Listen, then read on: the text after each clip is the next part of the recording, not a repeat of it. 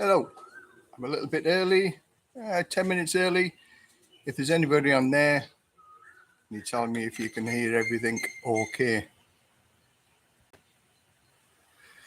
I'll just type in something there, see if me.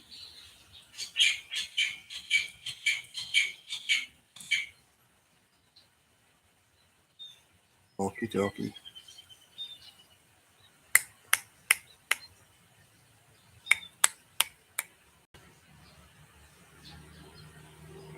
I don't know whether. Hello, Sharon. Can you hear my voice? Put a yes in the comments if you can hear my voice. Hi, Christopher. Can you hear my voice? I've got my microphone set up. I just want to know that everything's working. Morning, Mike. Alan, good morning. Christopher, good morning. Oh, you can hear me okay? That's fantastic. That's always a good start if somebody can hear me. So you can hear me and see me. I'm testing out a new webcam. As you can see, it's got a wider field of view than my computer one. So we'll give it a go and see if it works. Loud and clear. Thanks very much, Mark W. Hi, Les. Hi to everybody. I say I'm about 10 minutes early. I'll just try to set everything up, and I don't do these very often, and sometimes I get it wrong, and I have the microphone set up wrong. Water. So I hope everybody's doing okay, and everybody's feeling good today. As I say, it's been a nice day today. It's blue skies, nice and warm as it always is in Thailand. It's lovely. So, a huge number of things to talk about today. I've been back in Thailand now for almost 2 months, and a lot of things have happened in the 2 months that I've been here. And as I get emails and questions almost every day. So I've got a number of questions here that I'll start, and I said I'm going to start at 4 o'clock, so I'll give it another 10 minutes or so before I start answering the questions. So video quality is good on my iPad. Good. So, yeah, here we are. Back in Thailand. I don't know whether anybody's seen the latest video that I did. Well, I've done a couple of little videos. Next door to us, we had 3 big trees that were forever shedding leaves. And then the lady at the back of us, she's got a big swimming pool, and all the leaves kept going into her swimming pool. So she asked the lady who owns the land next door to us whether they would chop the trees down. And health and safety at its best here in Thailand. 4 guys, 3 days to chop 3 trees down. And when the guy went up the tree with his chainsaw, no boots on, just bare feet. It was a wonder to see. And the consequences of that, what happened was, because now there was lots of ants up the trees, and we got up yesterday morning and there was thousands of ants in the kitchen. Now they've decided that they want to look for a new home, and they found a little way into our kitchen, and literally we had thousands of little black ants. So that was an interesting day yesterday, sorting all the ants out, getting rid of, trying to find where they got in and stop them from getting in. And now, I mean, you might see this fence here now. There's a lot of panels, and they're all screwed to the posts that are up and down there, and trying to get at them to repaint them, because the paint's beginning to shed off now. It's been a nightmare, and obviously you can't work in the sunshine here because it's so hot. So I'm considering getting somebody to actually do it for me, because the amount of hours I've spent, maybe 10 hours altogether, and I've got 2 panels and they're still not totally clean, ready for repainting. So it might keep some in Thai, might keep some Thai person employed for a couple of weeks doing that. But they can work in the sun. I don't know whether anybody's worked in the sun all day here, but it's awful. It's so debilitating. The heat just gets you. Even though I've had my hat on and the long sleeve shirt and the tracksuit bottoms, it's just so hot. And you might hear this aeroplane in the background.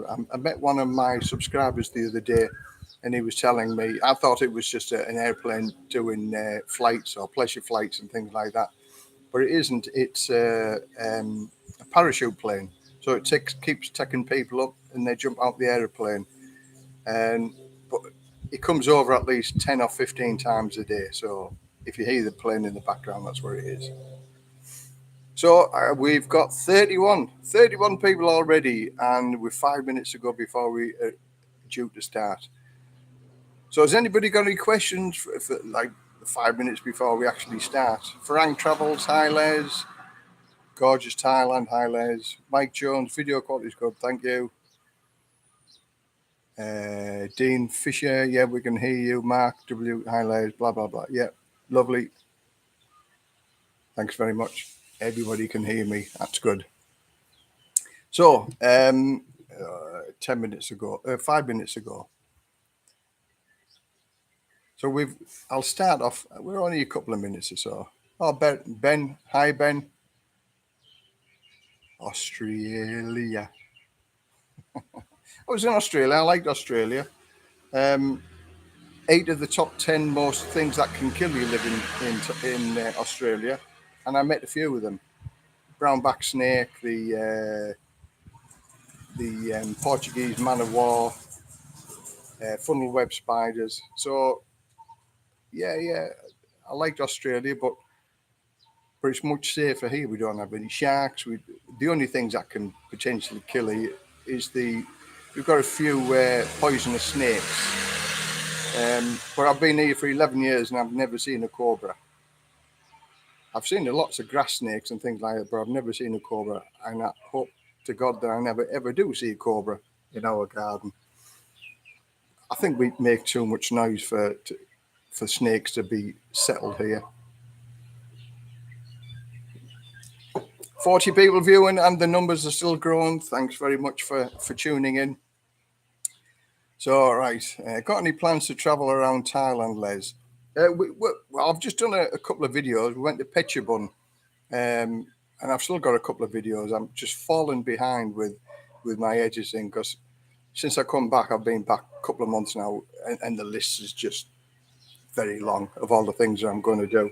And I'll explain a little bit later on what I'm doing with regard to altering the channel a little bit and seeing where we go from here. Hopefully, it's for the better.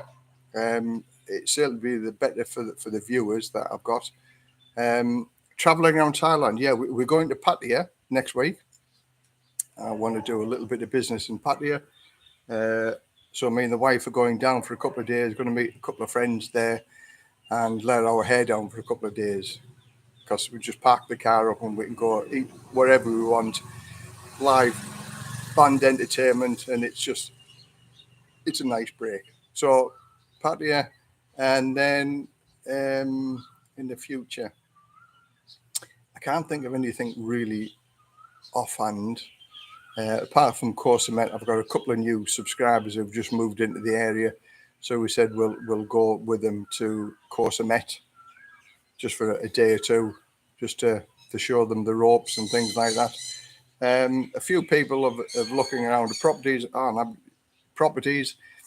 I've just been in touch with the landlady, and she's got 2 properties that are coming back on the market. One, a brand spanking new house, 2-bedroomed house, 2-bedroom, 2-bathroom, and it's just been built and it's up for rent now for 15,000 baht a month. It's beautiful. I'll be doing a video on that. That'll be coming out hopefully tomorrow. And then she's got a 4-bedroomed house that she's just remodeled, put a big veranda outside. It's very, very nice. And I think that's about 20,000, something like that. Both 5 minutes drive away from the beach. So for those people who are looking for properties, there's some beautiful properties around here. An American guy, I've just got him settled into a nice little resort with a swimming pool just around the corner from us. And he's paying 11,000 baht a month for a 2-bedroom bungalow with a communal pool in a beautiful resort location, 5 minutes away from a beautiful beach. So you don't have to spend a lot of money to live in a nice place. couple of other places that I went to see while showing them around for 8,000 and 10,000, right in the heart of Banpay, next to the marketplace. Stunningly beautiful studio apartments. One for 8,000 and the other one for 10,000. Just stunningly beautiful, nicely done out, beautiful furniture, nice location, right next to the market. Although they have kitchens in the rooms, the lady asks that you cook the food outside. There's a kitchen provided outside because she doesn't want the rooms to smell of food. But the market right next door, there's no need to cook because 2 or 3 days a week there's a big market on. You can go and get anything you want from there, very, very cheap. Okay, right, here we go. So sorry, I'm just going to wrap it on. Once I got a question in my mind, it just comes out, rattles on. Well, hi Les, we've sent you 2 emails, reference houses for sale, etc., but I've not received any reply from you. Are you having email problems?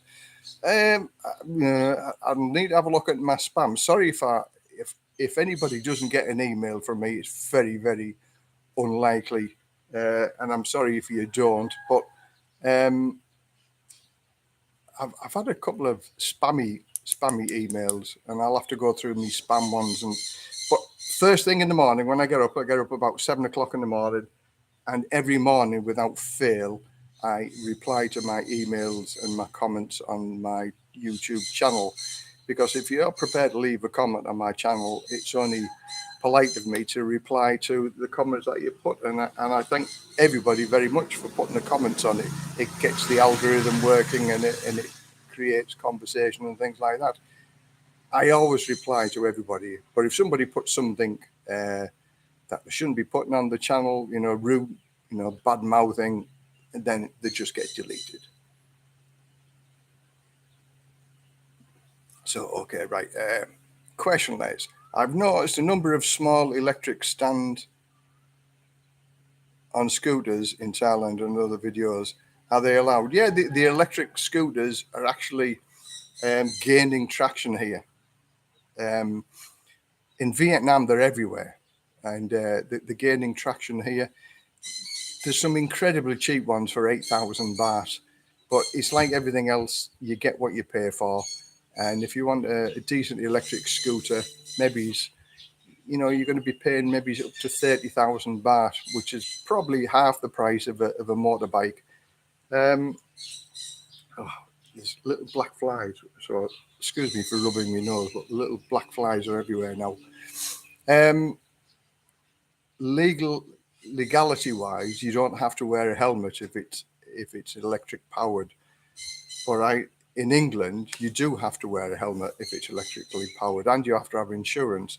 Now in Thailand, they sort of haven't caught onto that as yet, but I'm sure in not too distant future they will start making laws that if it's a motorized scooter, then you'll probably have to wear a helmet. But up until now, electric scooters, you don't need a helmet, and you don't need a license for it either. So the police can't do you for having no license and no helmet on the scooter. But yeah, they are gaining traction, but they're very limited. Maybe it's up to 40 or 50 kilometers. You can get some bicycles they say they'll do up to 80 kilometers between charges. So yeah, electric scooters, they are very, very quiet though. You never hear them coming up, and it's made me jump a couple of times because the scooters have just whizzed by you and you haven't heard them. So what's my favorite go-go bar in Pattaya? Well, I'm a happily married man now, so I don't frequent the go-go bars. Only when we have subscribers who want us to show them, and then I go in there with my wife also, and my wife sort of enjoys because she doesn't see this type of thing. But I've got to say, Champagne a Go-Go, and LK Metro was a good place to go. I enjoyed that, and a couple of subscribers that I took in there enjoyed the same place also. But there are many, many, many go-go bars, and I've got to say they're probably all as good as each other.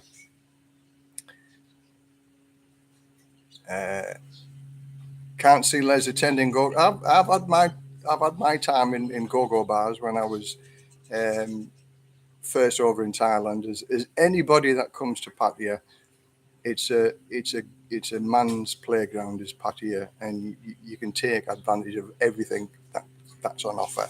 And go-go bars, to be honest, go-go bars for me do nothing for me at all. Seeing scantily or very, very scantily clad ladies doesn't do anything for me. Now, give me a woman in a ski suit, yeah.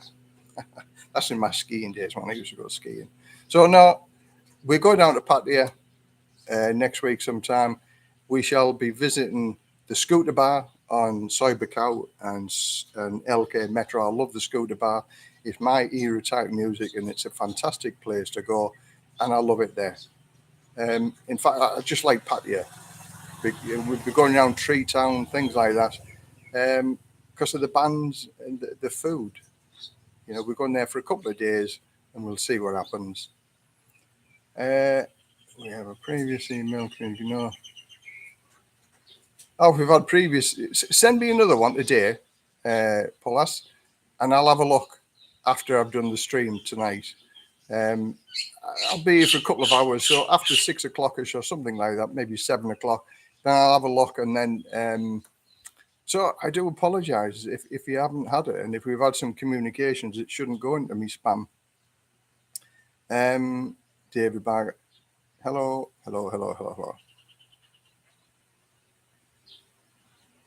Fantastic wildlife. Hi, Les. Good to see that you're enjoying Rayong. Do you send transfers from UK Bank? And if yes, do you need the OTP? OTP. I do get my fire brigade pension paid into my UK bank account, and then I use Wise to so I transfer it from my bank account to Wise, and then Wise transfers it over to here. Now, at the minute, I'm on about £1,300 a month, and that costs me £8.08 to send that amount of money over to Thailand. So it's not expensive to send that amount over, bearing in mind in the days when I used to get money out on my bank card. Now, to get money out on your bank card, it's 220 baht per transaction, because the American guy that I'm helping out here, he's made a few transactions on the ATM, and it's 220 baht, which is quite a lot of money if you have to go to the ATM a lot. Pardon me, it's gassy, that water.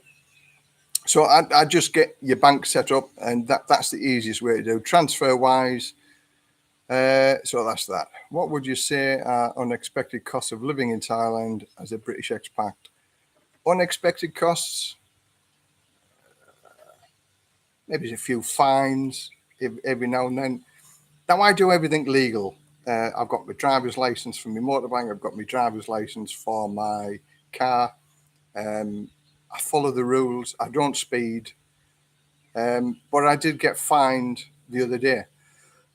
We went to Pechabun, and I was caught out.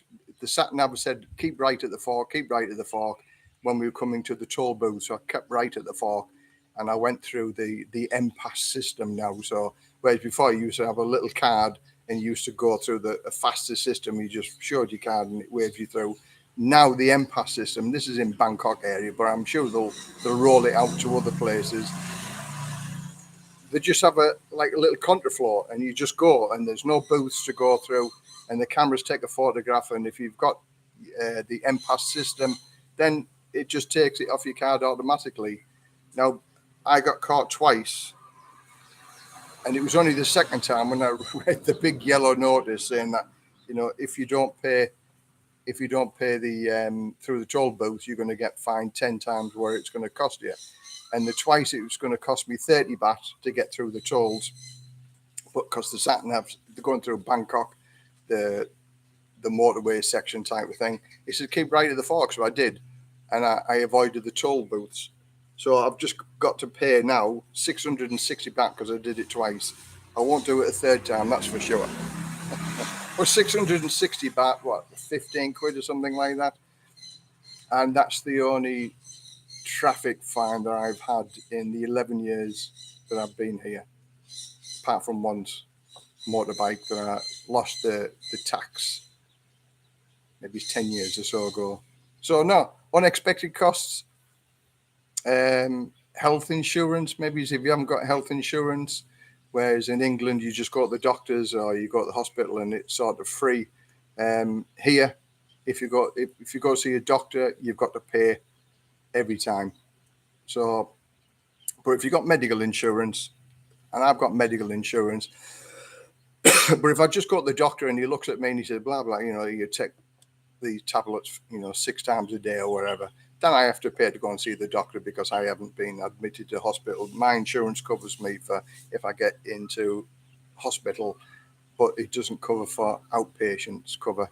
So fines and possible going to see the doctors and the dentist, of course. Them is the only unexpected money that you'd have to pay, I think. So that covers the unexpected costs. Thanks for the go-go rundown. I don't think it's called Champagne a Go-Go now. I think it's called something else. It used to be called Office a Go-Go. But I'm very open with my wife, and as I say, if we have some subscribers that have come for the first time and they're a little bit nervous, if you like, I know what the score is, and we take them around, and I'm with my wife also, and she sort of does some of the negotiations with the Thai girls for some of the guys that we're out with, and we have a good time. We have a good laugh. We have a good crack because I'm a normal guy, and all guys like to see the ladies of the night, if you like, around Pattaya. But if you don't know, it can be very, very, very expensive. And I've got to say, I've probably saved thousands of baht on the guys that have arrived here and we've took them around Pattaya.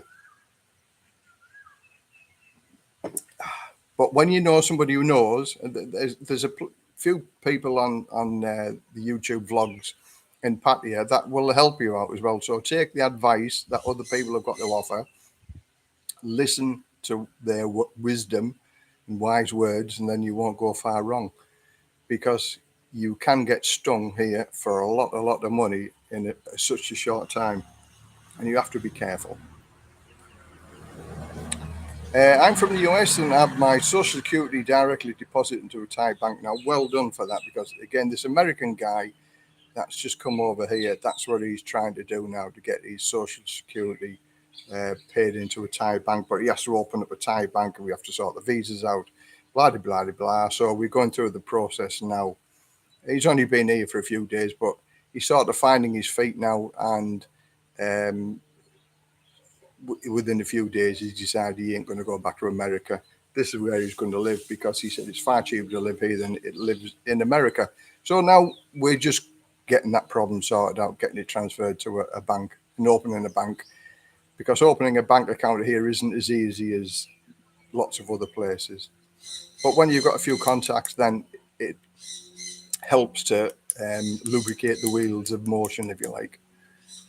I'm from Australia. How are you feeling nowadays? I'm feeling much better now. I've come back from England. Wow, we're a hard 9 weeks that was in England. Sadly, I had to go back to England because my stepdad died, so I went back for the funeral, and I was even ill on the day of his funeral. So I just got out of bed, 15 minutes for the funeral, and went straight back to bed. I was that ill. So the 9 weeks, I was ill for 3 weeks, and then 9 weeks, and cold, very, very cold. And the feeling of well-being and feeling back to normal is when I got out of Bangkok airport and them doors opened and that warm weather hit me. And I just got better and better as every day has gone by. So I don't like the cold, and hopefully I'll never have to visit the UK again during the winter months. I'm from the US and have my Social Security paid in the bank. I did get a speeding ticket with a camera for 500 baht. Yeah, speed. I mean, the speed cameras, they've sort of clicked on now. That speed cameras. I've seen a few guys, policemen, hiding behind trees and taking videos, kind of thing. Yeah, but 500 baht a tenner. I think in England now, I think it's a 60 to 100 pounds fine and 3 penalty points for speeding or something like that. So 500 baht, just like, yeah, okay, take it. It's a small tax to pay, I think. Hi Les, what's the chances of opening a bank account on a tourist visa? Yes, you can do that. You can open a bank account on a tourist visa. Again, I reference Pattaya all the time because basically, because I live in Rayong, which really isn't a very, very busy place, but there are people here that do it, but they're few and far between. Pattaya, virtually every street, there's an agent that will open up a bank account for you. But the two people that I'm going to recommend here are MOTS, MOT.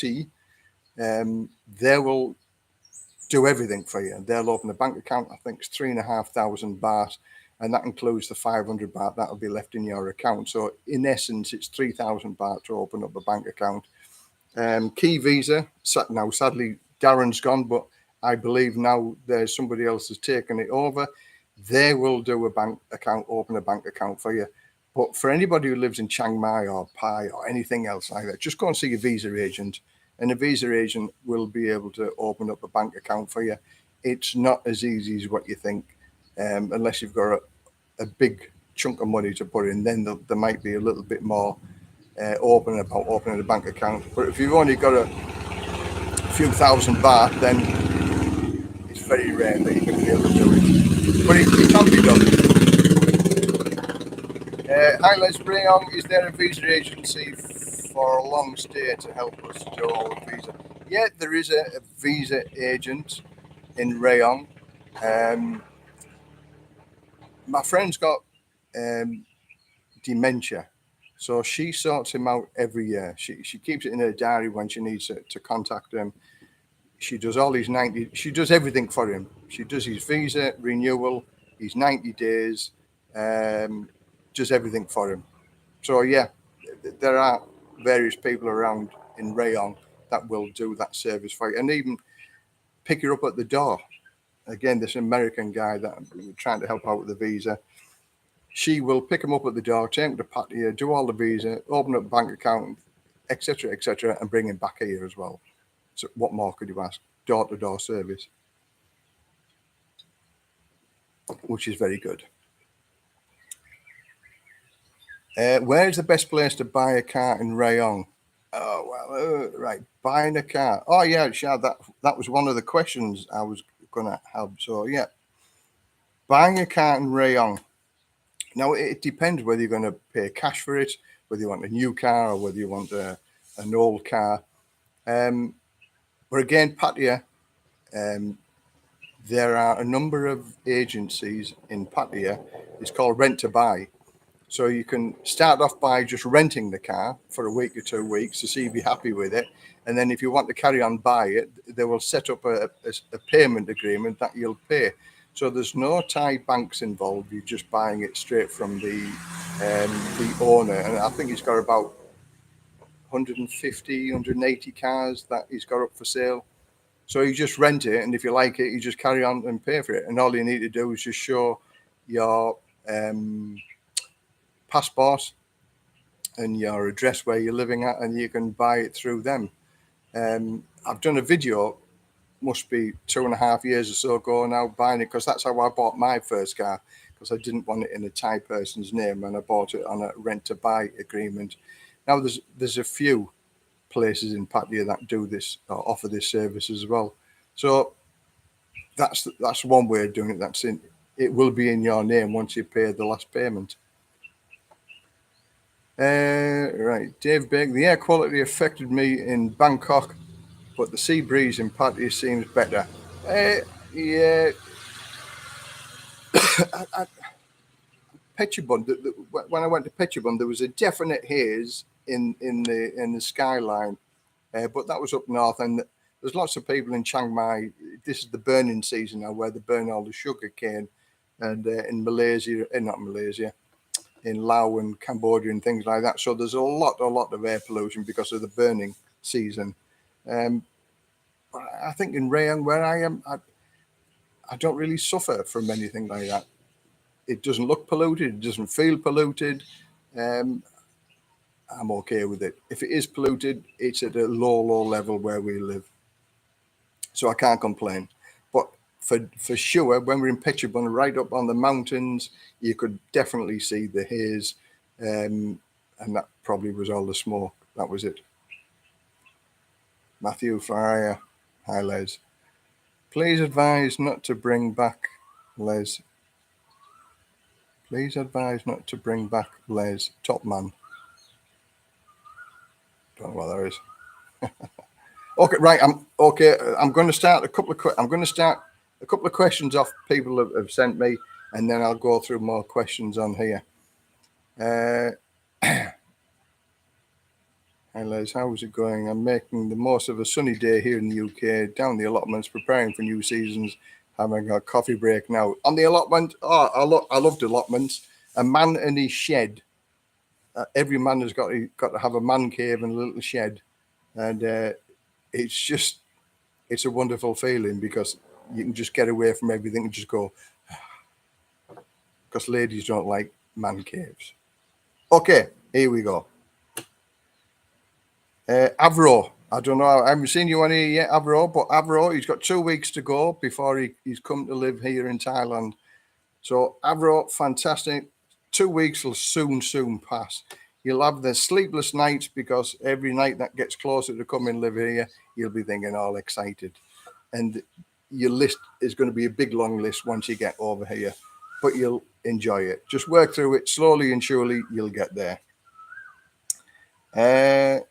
Right, Matthew. Okay, Matthew, me and the girlfriend are coming over to Thailand. Do you need separate bank accounts? And is it different if you're married? Yes, if you're over 50, then you'll have to have your own bank accounts and your own income source if you're not married at 65,000 baht a month. But there's various means and ways of a workaround for that. So you only actually need the 165,000 baht a month, or you can use an agent, and an agent will do it. Now, if you were married, then one of you could claim for the visa, and then the second person could apply for a dependency visa. That's the only way around. But that's only if you're married. But if you're not married, sadly, it's got to be the 65,000 baht a month or the 800,000 baht in the bank for each person. Now, what you could do, you could have the 800,000 baht in for one person, and that would cover, and then they don't have to show any income.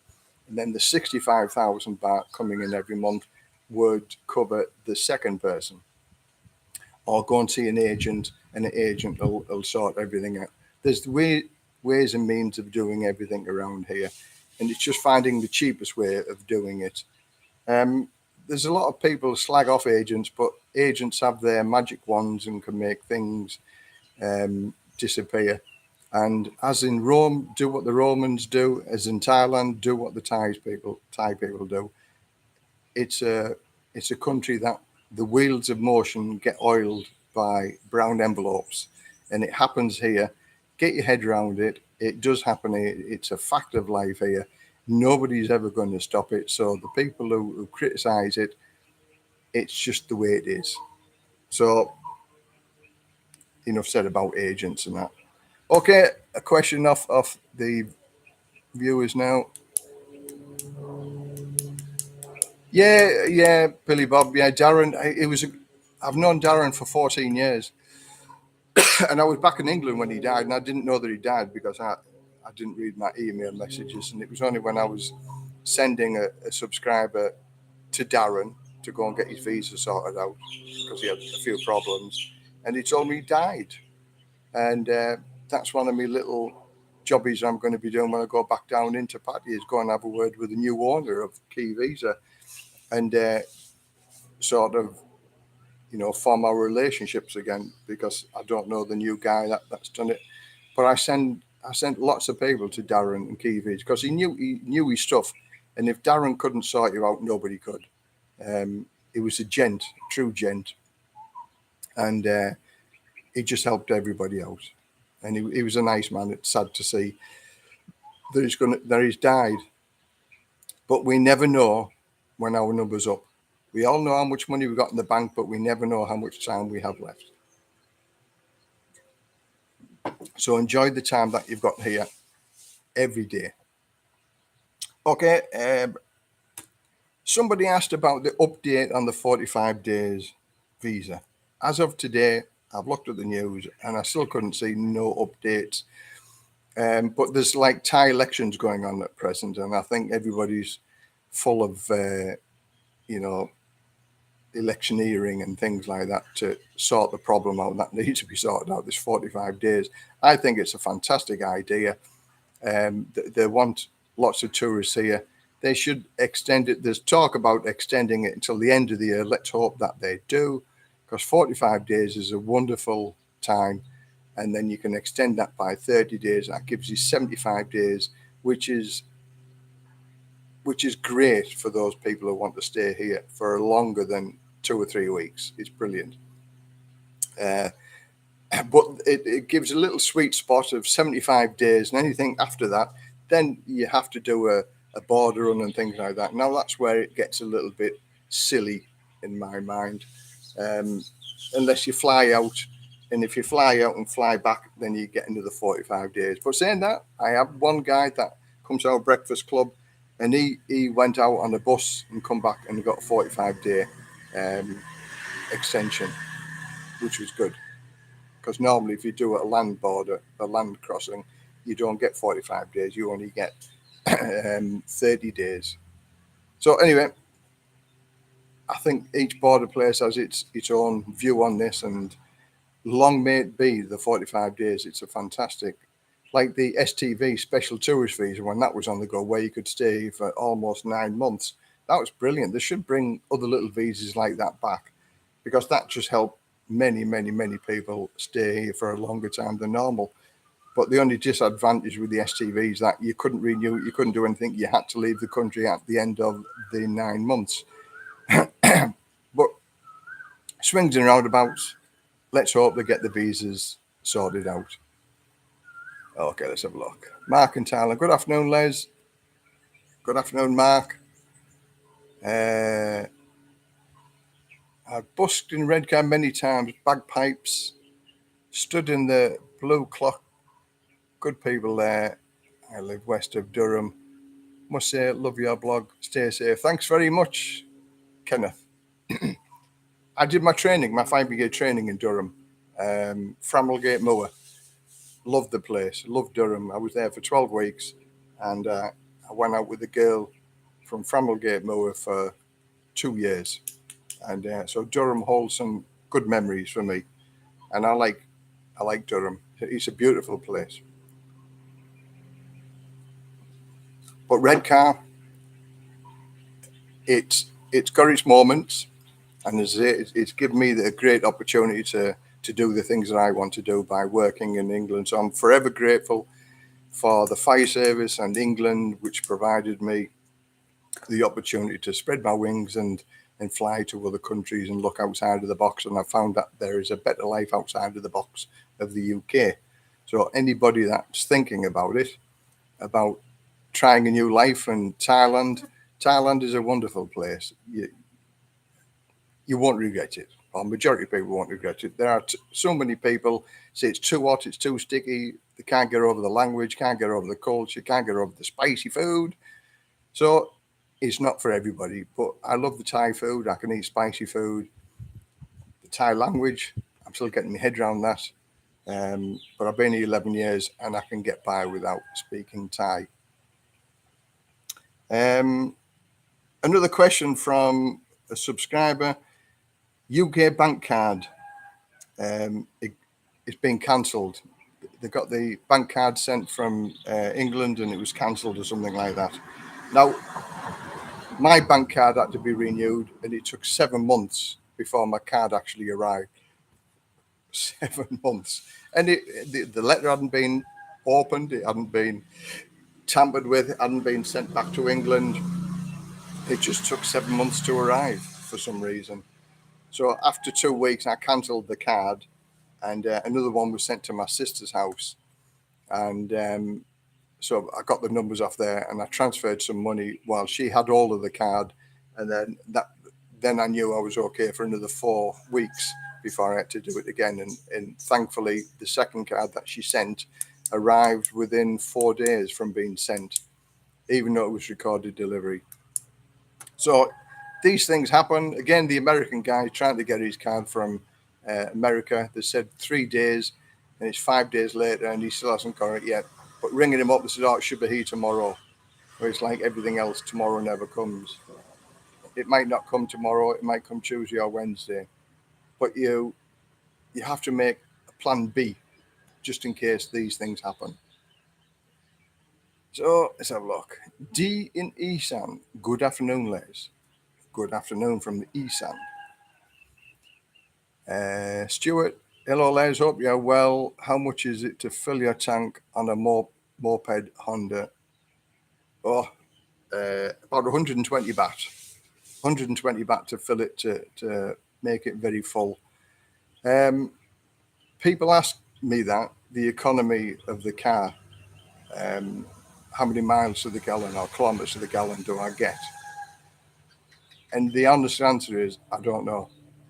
Because unlike the UK, where it probably was going to cost me £100 to fill up the 65 litres of fuel, over here, it used to cost less than 1,000 baht to fill the car up, but now it's about 1,300. So it has gone up, the petrol prices over here, but still 1,300 baht, 26, less than about 30 quid. 30 quid to fill my car up with petrol, and then I'll just fill it up again when it becomes empty. So fuel costs here, it's 35 baht, so that's about 80 pence a litre, compared to the UK, about 130 or 140 or something like that. So it's too cheap. Well, it's not too cheap. It's cheap enough to not worry about it.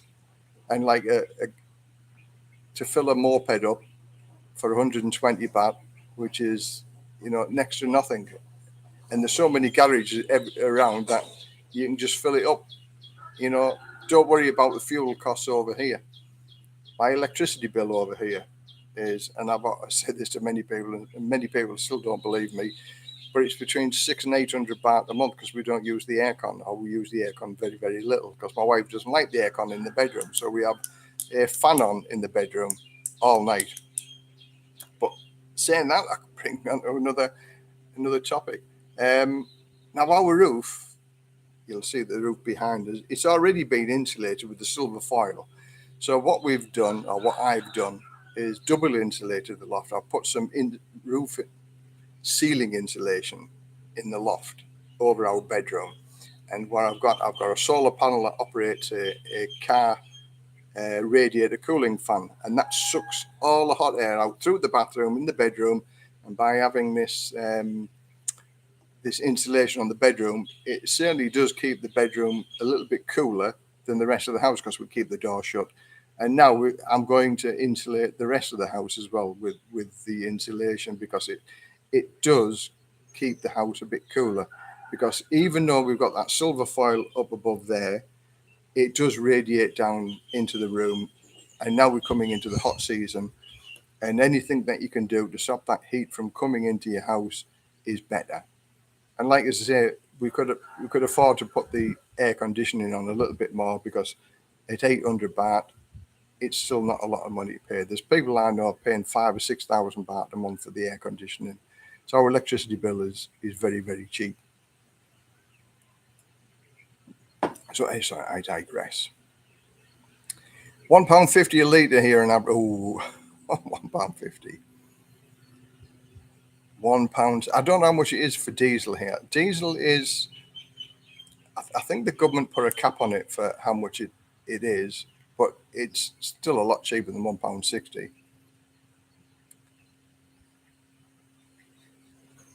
Only for a marriage visa. Again, do immigration come to your home to check on you and take photos?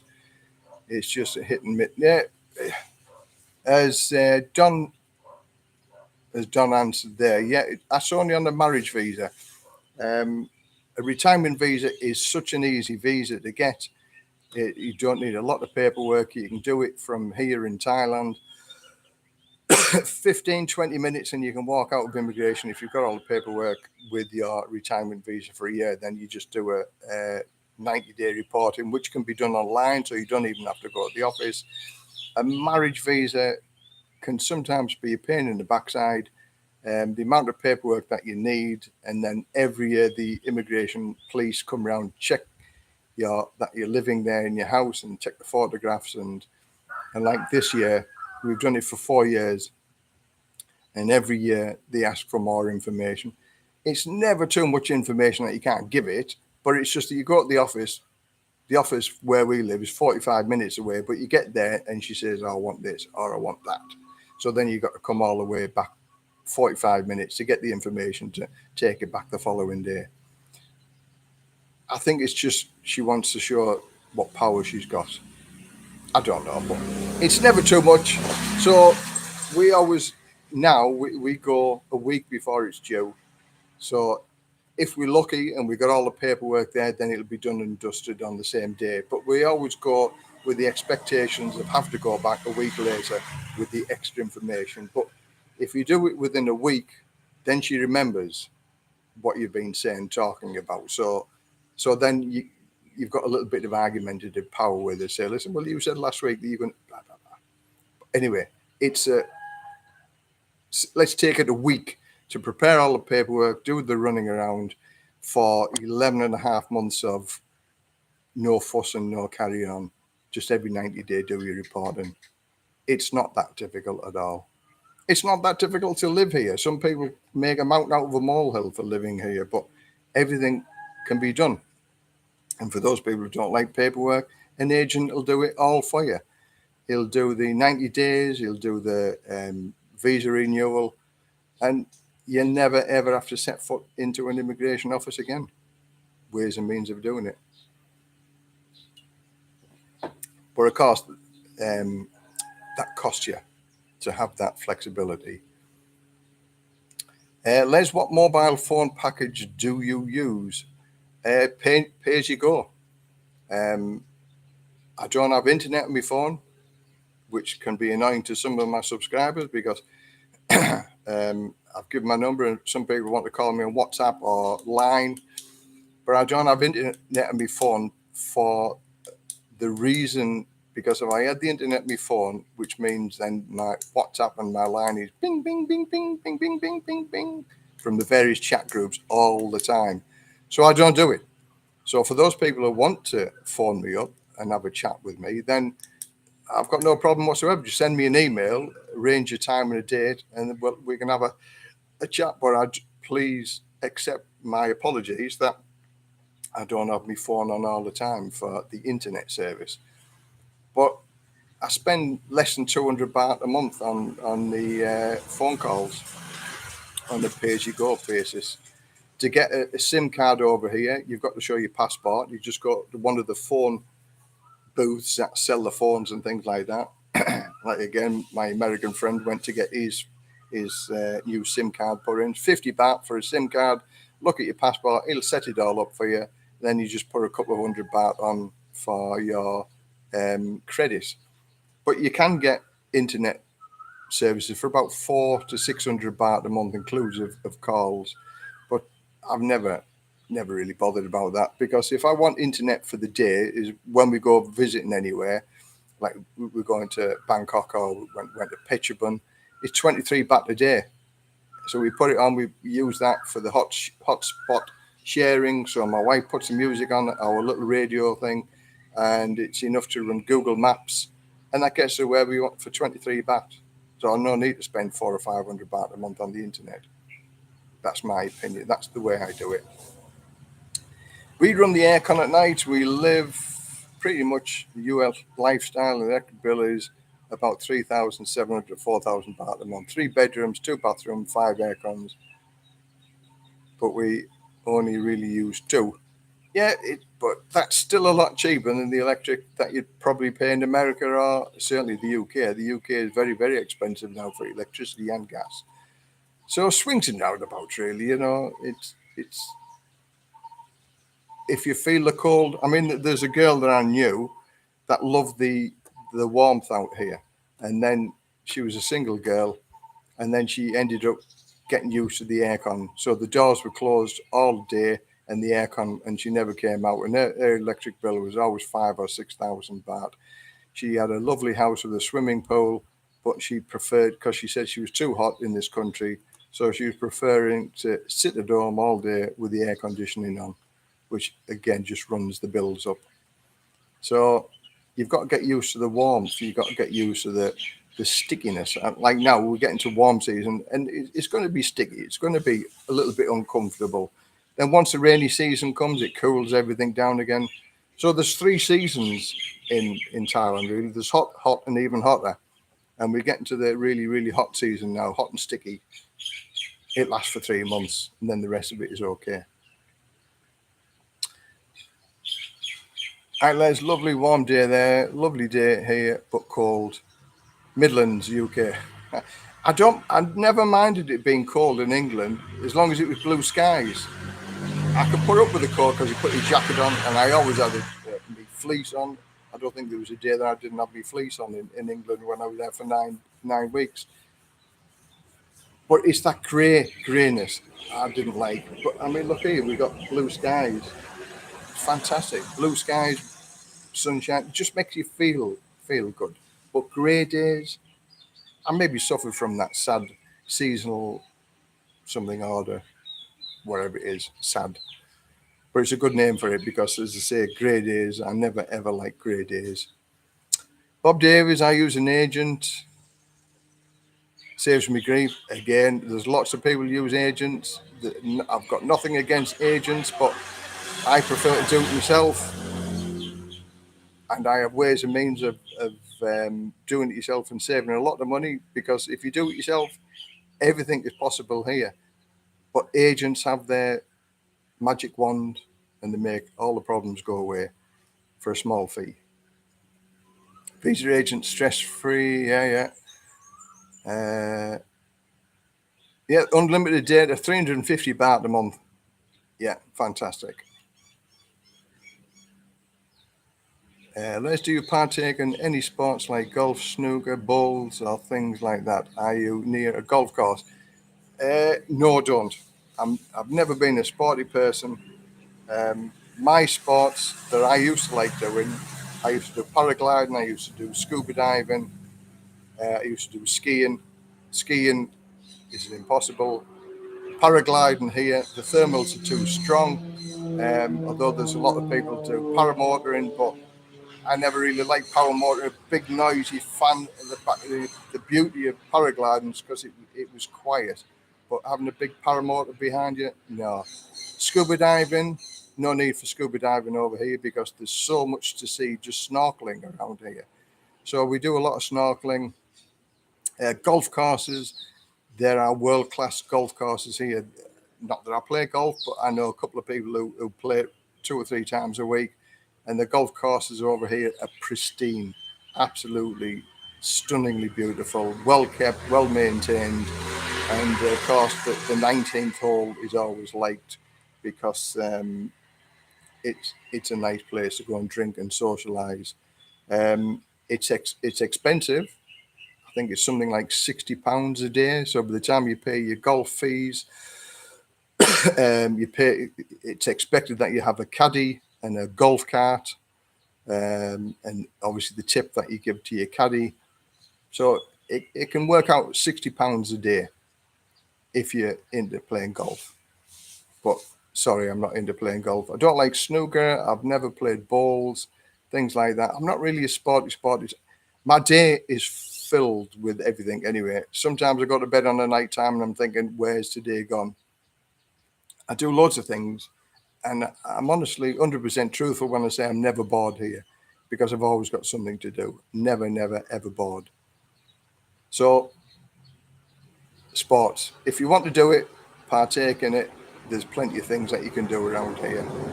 But golf, some fantastic courses. And even just driving by them, they look beautiful, stunningly beautiful. I'm considering a move to Sabah, Malaysia on a 10-year visa.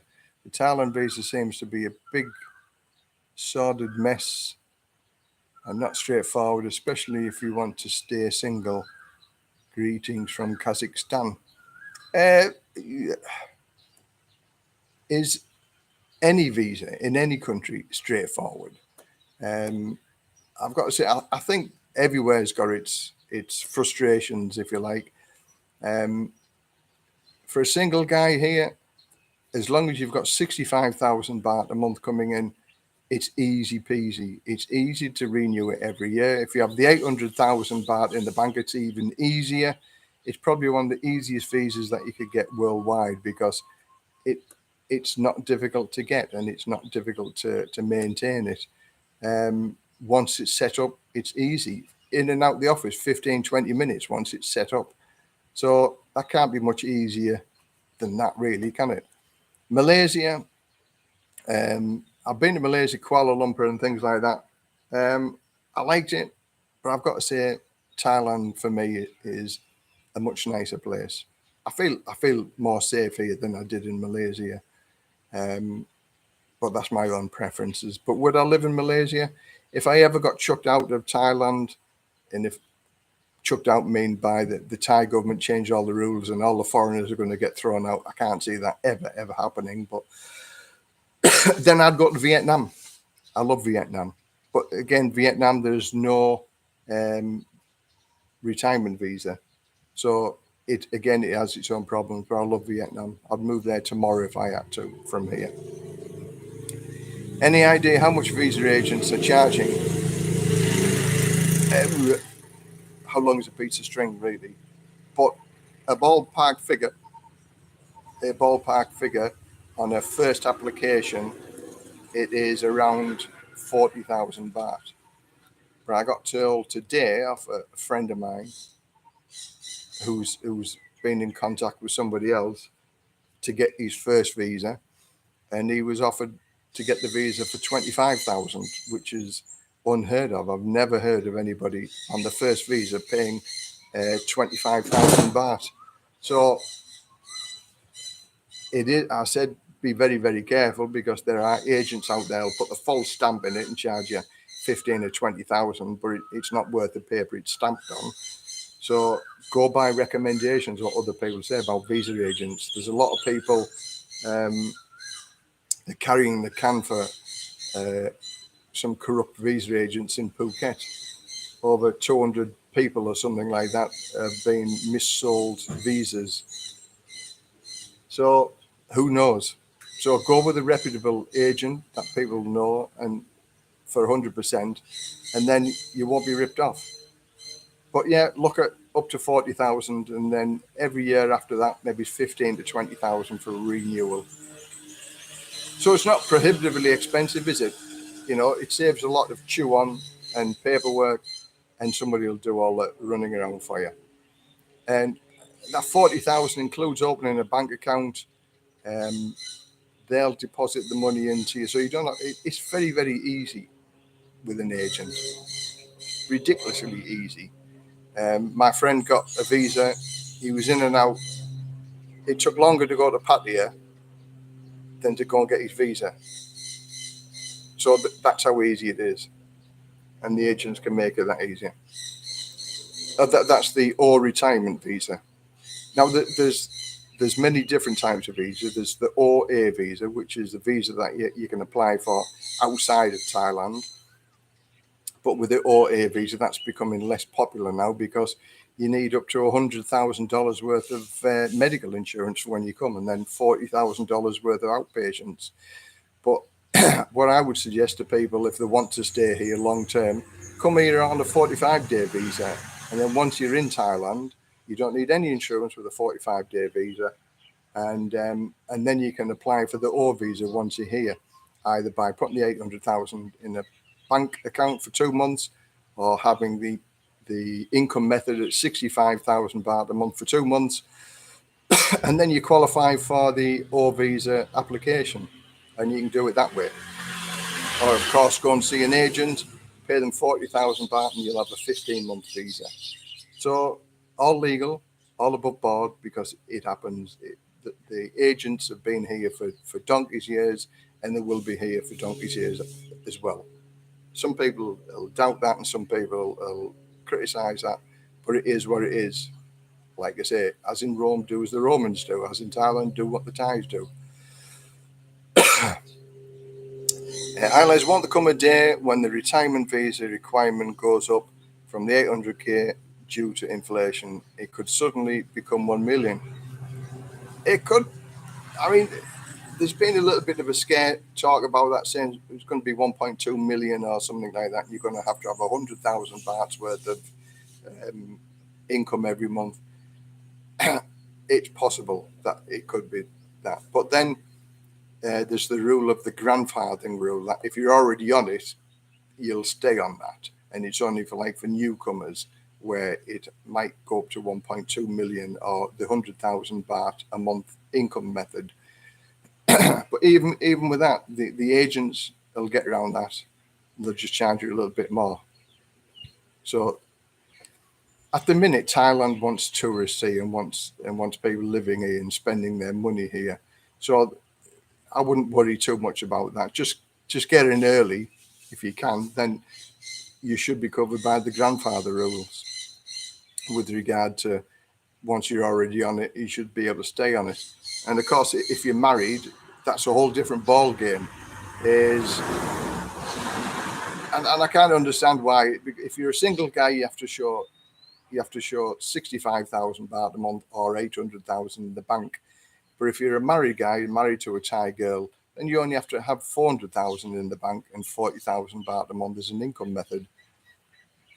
Half the price, but there's two people living together. But we can manage on that, no problem whatsoever. We still spend about 55,000 baht a month, which is still 10,000 baht less than the single guy has to pay. Or he has to show that he's on 65. So swings and roundabouts, it can be done. There's always a way around everything here. So I wouldn't worry about it until it happens. And then if it does happen, it shouldn't just come in overnight. It should maybe be muted a month or 2 months before it actually happens. Pierre, hi Les, happy that you're enjoying your retirement in Thailand. I'm 62 years old, been coming to Thailand regularly for 43 years, retired at 57 from the UN and worked 10 years at the time Myanmar border. Well done, well done.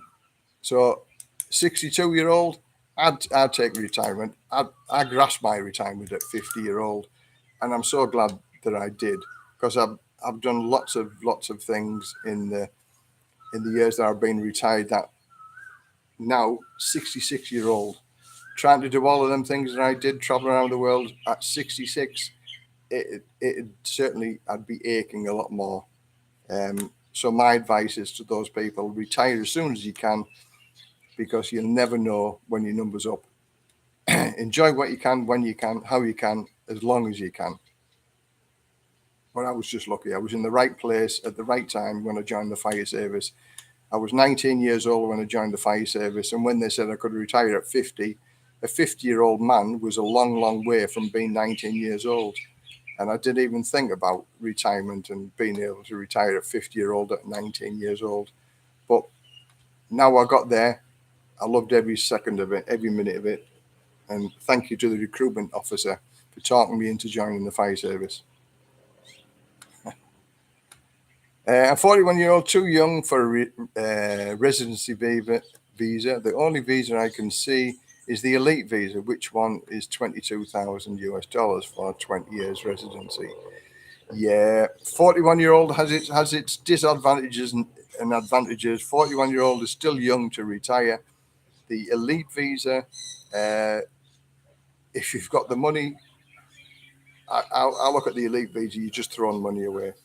And for those people that are 50-year-old and thinking of elite visa, I can give you some suggestions that you can save 600,000 baht and you don't lose it. And there's people I know that can virtually offer the same services as an elite visa, and it'll cost you.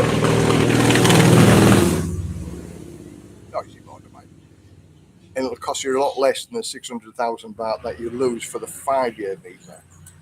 It's like everything else. It's in the know, thinking outside of the box and coming up with clever 100% solutions to the problems, and all legal, of course. I never recommend anybody do anything illegal over in Thailand. I love living here 100%, and I'd never do anything illegal. So any advice that people get off me is all legal and above board, but it does, how can I say, play around with words, to put a better expression on it. But it's all legal. Everything that I recommend is totally 100% legal. Right. Did you say you need to show 65,000 renewal for the last 2 months before the renewal? No, if you've already got, this is a retirement or visa retirement. If you've already got the visa retirement, they want to see a year's worth of 65,000 bahts coming into your bank account every month, and that shows that you've had over the 800,000 a year, and that's if you don't have 65,000 a month, they won't renew your visa because you haven't shown them the 65,000 baht a month for the year. If you're applying for a new visa, it's the first time you've applied for the visa, then you only have to show it for 2 months, 65,000 baht a month for 2 months. That shows immigration that you have the income method, and then every month after that, you show 65,000 baht a month. Then when you renew it, they look to see every month there's 65,000 baht gone into your bank account. That's the 2 months. If it's a new visa, or if it's an old, you need to show 12 months. I believe the TM6 is no longer required. It sounds good, but I'll find that out, because coming back from the UK, obviously you don't get the TM6 card anymore. But when I have to renew my 90 days, I'm going to go down to the immigration office as opposed to do it online. And once I got that paperwork, then I'm back in the system again, because I've still got me flight tickets to say this is what I came back on. But on the 90 days, they still ask for your TM6 card. A couple of people have been away and come back and don't put nothing in the TM6 section, and they still get the 90-day visa, 90-day reporting visa done. So I'll see. Mine's due next month, April 13th or something like that. So I'll find out when that happens. But yeah, TM6 was a pain in the backside, because you never had a pen when you're on the plane coming here. Then you had to wait in the queue if you didn't have a pen once you got off the plane, and it just knocks you all the way back, because the queues are horrendous at Suvarnabhumi Airport. Now, it took me an hour to get through immigration at Suvarnabhumi Airport when I come back. Right. What is the longest visa you can get for the Philippines? I'm thinking about doing the 185-day thing. That's reclaiming your pension. Wow, the emails that I had through that video about reclaiming your pension by living in a reciprocal country. Yeah, you can get a 6-month visa in the Philippines by doing that method. There's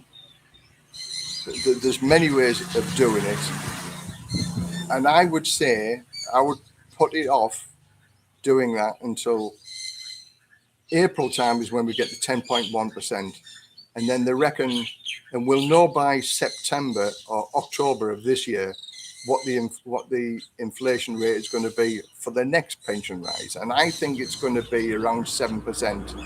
So if you put it off until after April, when you get your 10.1%, and do it the following April, then you're going to get a 17% rise, and a 17% rise in your pension, especially if you haven't had a rise for say 2 or 3 years, which is another 2 to 3%. So potentially wise, if you leave it until the April afterwards, you're going to get a 20% pay rise.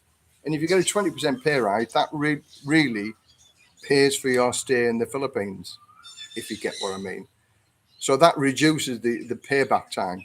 And even before the 10.1%, the payback time was about 3 years. Then anything after 3 years, you're actually making money.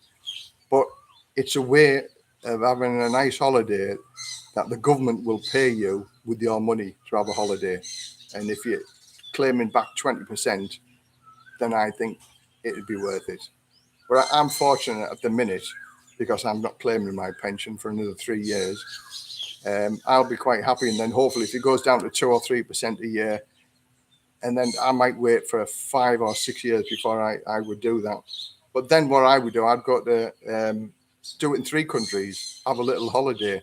I'd go to the Philippines, I'd go to Turkey, and then I'd go back to England.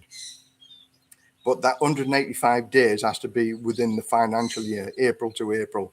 So, for instance, if you did half the amount in one financial year, then the 90 days or something in the second it doesn't count. It all has to be within that financial year. So make sure that you do it from the April. Right. I hope you understood that. It seems a little bit going around the houses to get what you want, but there's ways and means of doing it.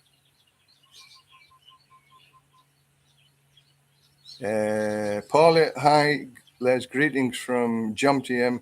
Darren got me my first retirement visa for 38,000. A shock when I was told, again, 38 to 40,000 baht.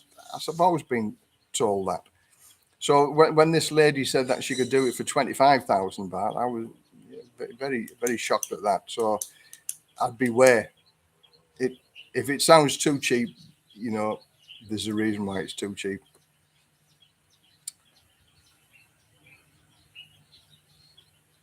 Emails up for foreign transfer when you return to Australia for work. February. Thanks, Les. Sorry for all the questions. If you can work remotely, can you work in Thailand on an O visa? On a retirement visa, no, you can't. You can't get a work visa on a retirement visa. You can't work remotely. It's a bit of a grey area. But because I'm married, I'm allowed to work. I'm allowed to get a visa as a digital nomad. But the system really isn't set up for. I'm in the grey area. I don't earn enough money to pay Thai taxes to warrant getting a digital nomad license type of thing. But because I'm married, I'm sort of allowed to work a little bit. But if you're on an retirement visa, you're not allowed to work, even digitally remote. To work for a voluntary agency, looking after dogs, or the Father Ray Foundations in Pattaya, you still need to have a work visa. So technically it's a grey area, but with grey areas, there's always a little bit of, if the Thai police came to me tomorrow and says, I'm illegally working by doing my YouTube and, being a digital nomad, I'd stop tomorrow. If they said to me, stop tomorrow, I'd stop tomorrow. But up until then, in some ways, Thailand is getting free advertising. I mean, all the people I'm speaking to here have got an interest in coming to Thailand, want to retire in Thailand, want to stay in Thailand, want to visit Thailand. So in reality, I'm helping the Thai tourist industry by singing Thailand's praises. And two of my YouTube videos got over 200,000 views in Thailand because a Thai vlogger used my 2 videos that I had about I'm leaving England and I'm coming to live in Thailand. There's over 200,000 views he's had. So if that didn't come to the attention of the Thai authorities, I don't know what else would. But anyway, that's a grey area. Work visas and things like that. But again, I live by the rules. I don't break the rules, and if there's a way I could do it, then I'd do it. But until they actually come around and say this is what you need to go and do, I don't think I'm hurting anybody. I'm promoting Thailand. I'm not slagging Thailand off. So if I get show the yellow card, and then my YouTube channel will finish, I'll go on to other things which I haven't explained to what I'm doing yet. But always have plan Bs and plan Cs, no matter where you live. Yeah, sad news about Darren. He was a lovely man. He really was. He had a heart of gold. All right, hi Les. This will sound like I'm up my own backside. I'm 49 with an accident. And an accidental landlord and received £879 per calendar month profit from 3 properties, would I be able to live on an average life in Thailand on this amount? £879 per calendar month. Yes, you can, is the short answer. I know I'm for the average working guy, and I do get slagged off by some of the wealthy guys that live in Thailand, saying people like me, a normal working guy, shouldn't be living here. If you don't have the money to live here, you shouldn't be here.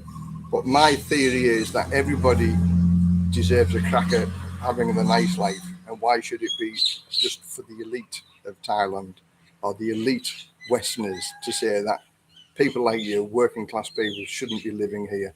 There is a place in Thailand for every income level, whether you're super rich or whether you're poor. And I'll put myself in the poor section. You know, I live here on a budget, less than 65,000 baht a month. I mean, look at the house. Look at where I live. This is where I can live here on 55,000 baht a month. So why do I need to earn 65,000 baht a month? Because I live on a comfortable life on less than that. That's blowing the trumpet of working class people. So the question was £879 a month. Yes, you can. I know people here on the UK that's living on the UK pension and living a good life here. The American man that I'm helping out, he has $1,300 Social Security, and we worked it out with his lifestyle that he's living and what he wants to do. He could live on 35 to 40,000 baht a month here, which is far less than the Social Security money gives him from America. Now, he couldn't live on that amount of money in America, but he can live on that amount of money here because he lives in a nice 2-bedroomed bungalow on a resort. It's a beautiful bungalow, modern, clean, on a resort with about 10 other bungalows, nice gardens, and a communal swimming pool for 11,000 baht a month, and then his electricity and his internet. So where could you, 11,220, £250 a month, less than $300 a month? Where could you live in America for less than $300 a month with a communal swimming pool and a nice 2-bedroom house? Same with England, 250 quid a month. Impossible. Again, I'm going to put another video up I'm just about finished it now, of the landlady's house, a nice 3-bedroom house. 2-bedroom, 2-bathroom, brand new house. Nobody's lived in it. Just around the corner from where I am, 5 minutes away from the beach, and it's 15,000 baht a month, 340, 350 pounds a month. Bargain. You know, the cheapest place I could find in England to live when I was over there for the 9 weeks was £550, a 2-bedroomed terrace house, not in a very nice area, for £550 a month, plus council tax of £120. So living here, you can live here for half of that price. So yes, in answer to your question, £879 a month, you can definitely live here on that amount of money. Anyway, going on from that. Timmy, thanks, Les. That was my original point. If you want to live and work in Thailand as a single man, the system is not set up for that. I don't want to retire at 50. Yeah, the system,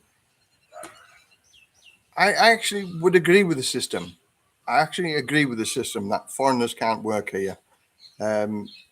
Partly, I agree with it because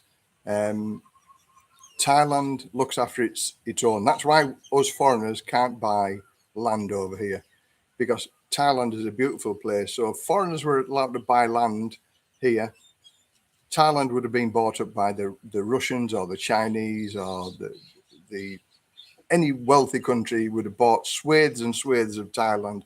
Like in London, London is supposed to belong to British people. I think London, there's not a British person who actually owns anything in England or London. It's all bought up by foreigners. And that's why I agree with Thailand. Thailand looks after itself, number one, and I agree with that. Where I don't agree with a little bit is that when I had a coffee shop, I bought the lease of the coffee shop and I renovated the coffee shop, and it was a lovely coffee shop, but it was my money that went into that. So because of my investment, my girlfriend at the time, she was the working. So if it wasn't for my investment, that Thai lady wouldn't be working and contributing towards the Thai economy. But even though I invested that amount of money, and Thai people work here for 300 baht a day. So in essence, I would only be working for 300 baht a day.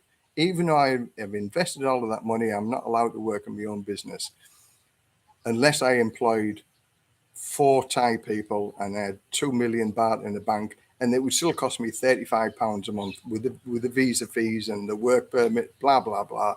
It would still cost me £35 a month to work in my own coffee shop. That's where I disagree with it. If you're prepared to invest into Thailand and buy even small businesses can employ 2 or 3 Thai people, and I think the law should be looked at a little bit more favorably into those foreigners who want to open up a little bar, a little restaurant, little coffee shop, nothing too expensive or elaborate, just to help pass the day for some of the people who want to do something here. That's where my little, not disagreement comes, but it's like it should be looked at a little bit more favorably. But I've lived here for 11 years. It is what it is. And it's Thailand. So let Thailand run itself and let them get on with it. A well-known visa agent, a huge guy, yeah, strong arm. When I first met him 14 years ago, he was stick thin. He was the skinniest guy that ever. And like I say, I talked to him maybe a month before he passed away, and he was a huge mountain, and nice guy. But they still haven't extended the 45-day yet, but that runs up until the 31st of March. So hopefully within the next week or 2 weeks, they should make another announcement. It would make sense to extend it until the end of the year, but I'm not in charge. Let the powers that be do it, and they will do it. You could live here in Pattaya for a 3-bedroom, 2-bathroom, gated community pool, tennis court, and golf club course for 1,600 baht a month. Cheap. Yes, 1,600 baht, 1,600. Sorry, 16,000 baht a month. Yeah. Pattaya has got a large competition in Pattaya, so therefore there's plenty of opportunities in there. But Pattaya isn't for everywhere. I lived in Jomtien for 2 years, and as much as I like Pattaya, I wouldn't like to live there full time.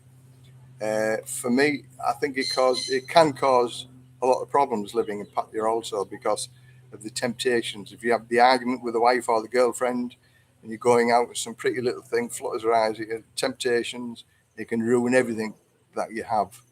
But living the quiet lifestyle that I'm here, I think I've got the best of both worlds because my wife lives up in Karat.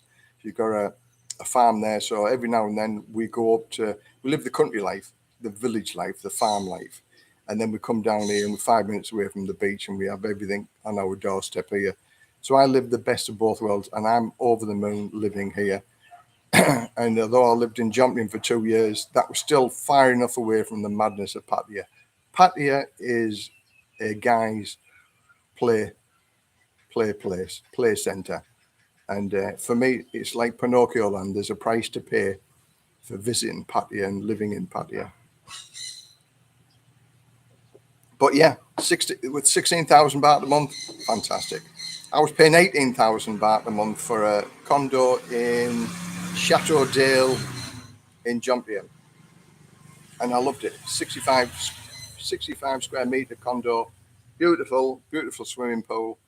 And of course, the prices have come down since pre-COVID, and they're a lot cheaper now than what they were. And Pattaya, go and let your hair down, live in Pattaya for a while, and get it out of your system, then go move. Gregoire, question, Les, you still buying your home? Is it for rent and buy? Yes, I'm still buying the house. It is a rent and buy. We've set up special agreement with our landlady, and we're paying for it over a number of years. But the deal that we got with our landlady, if you shop around, you can get sort of the same deal with a lot of other people. Thailand is the land of opportunity, and you can still buy a house on a private negotiated deal. And if you go with the big building companies, um, that have 200 or 300 houses on a large development, you'll stand a good chance that they will finance the deal for you, and you'll be able to buy it on a deal with them.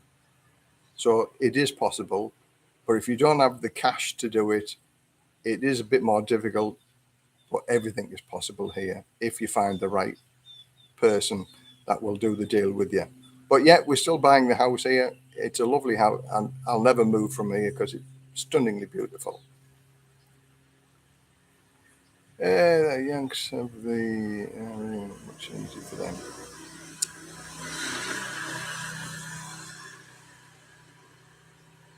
Yeah, Thai elections. So there are forks on that, and there are rumours that it could be extended to the end of the year. Yeah, I think halfway through.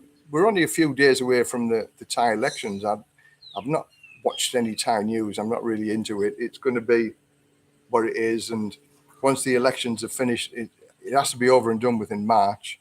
Then they'll focus on other things. So fingers crossed. I think it's such a good idea, the 45-day rule. It's brilliant.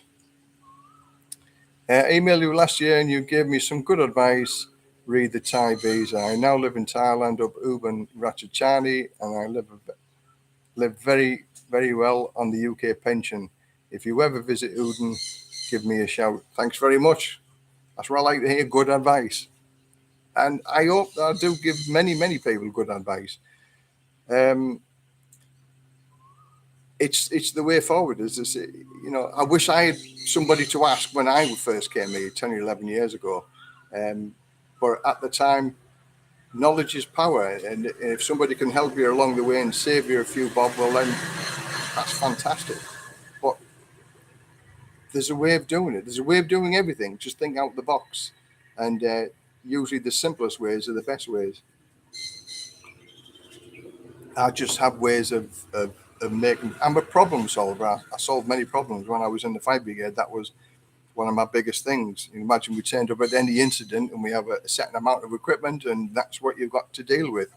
And no matter what you had to deal with, you had to deal with what you have. And I've gone through life doing that with what you have. There's a solution to everything. Absolutely anything and everything. There's a solution. It might not be the best solution, but there's a solution to it. Les, next time you go up to Karat, give me a shout if you fancy another 4-hour drive up to Nong Khai.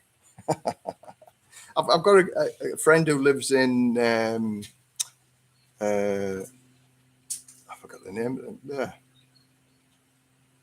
What's the name of it? Alzheimer's, dementia's coming in. Anyway, 3-hour ride from my wife's farm, and I went to see him.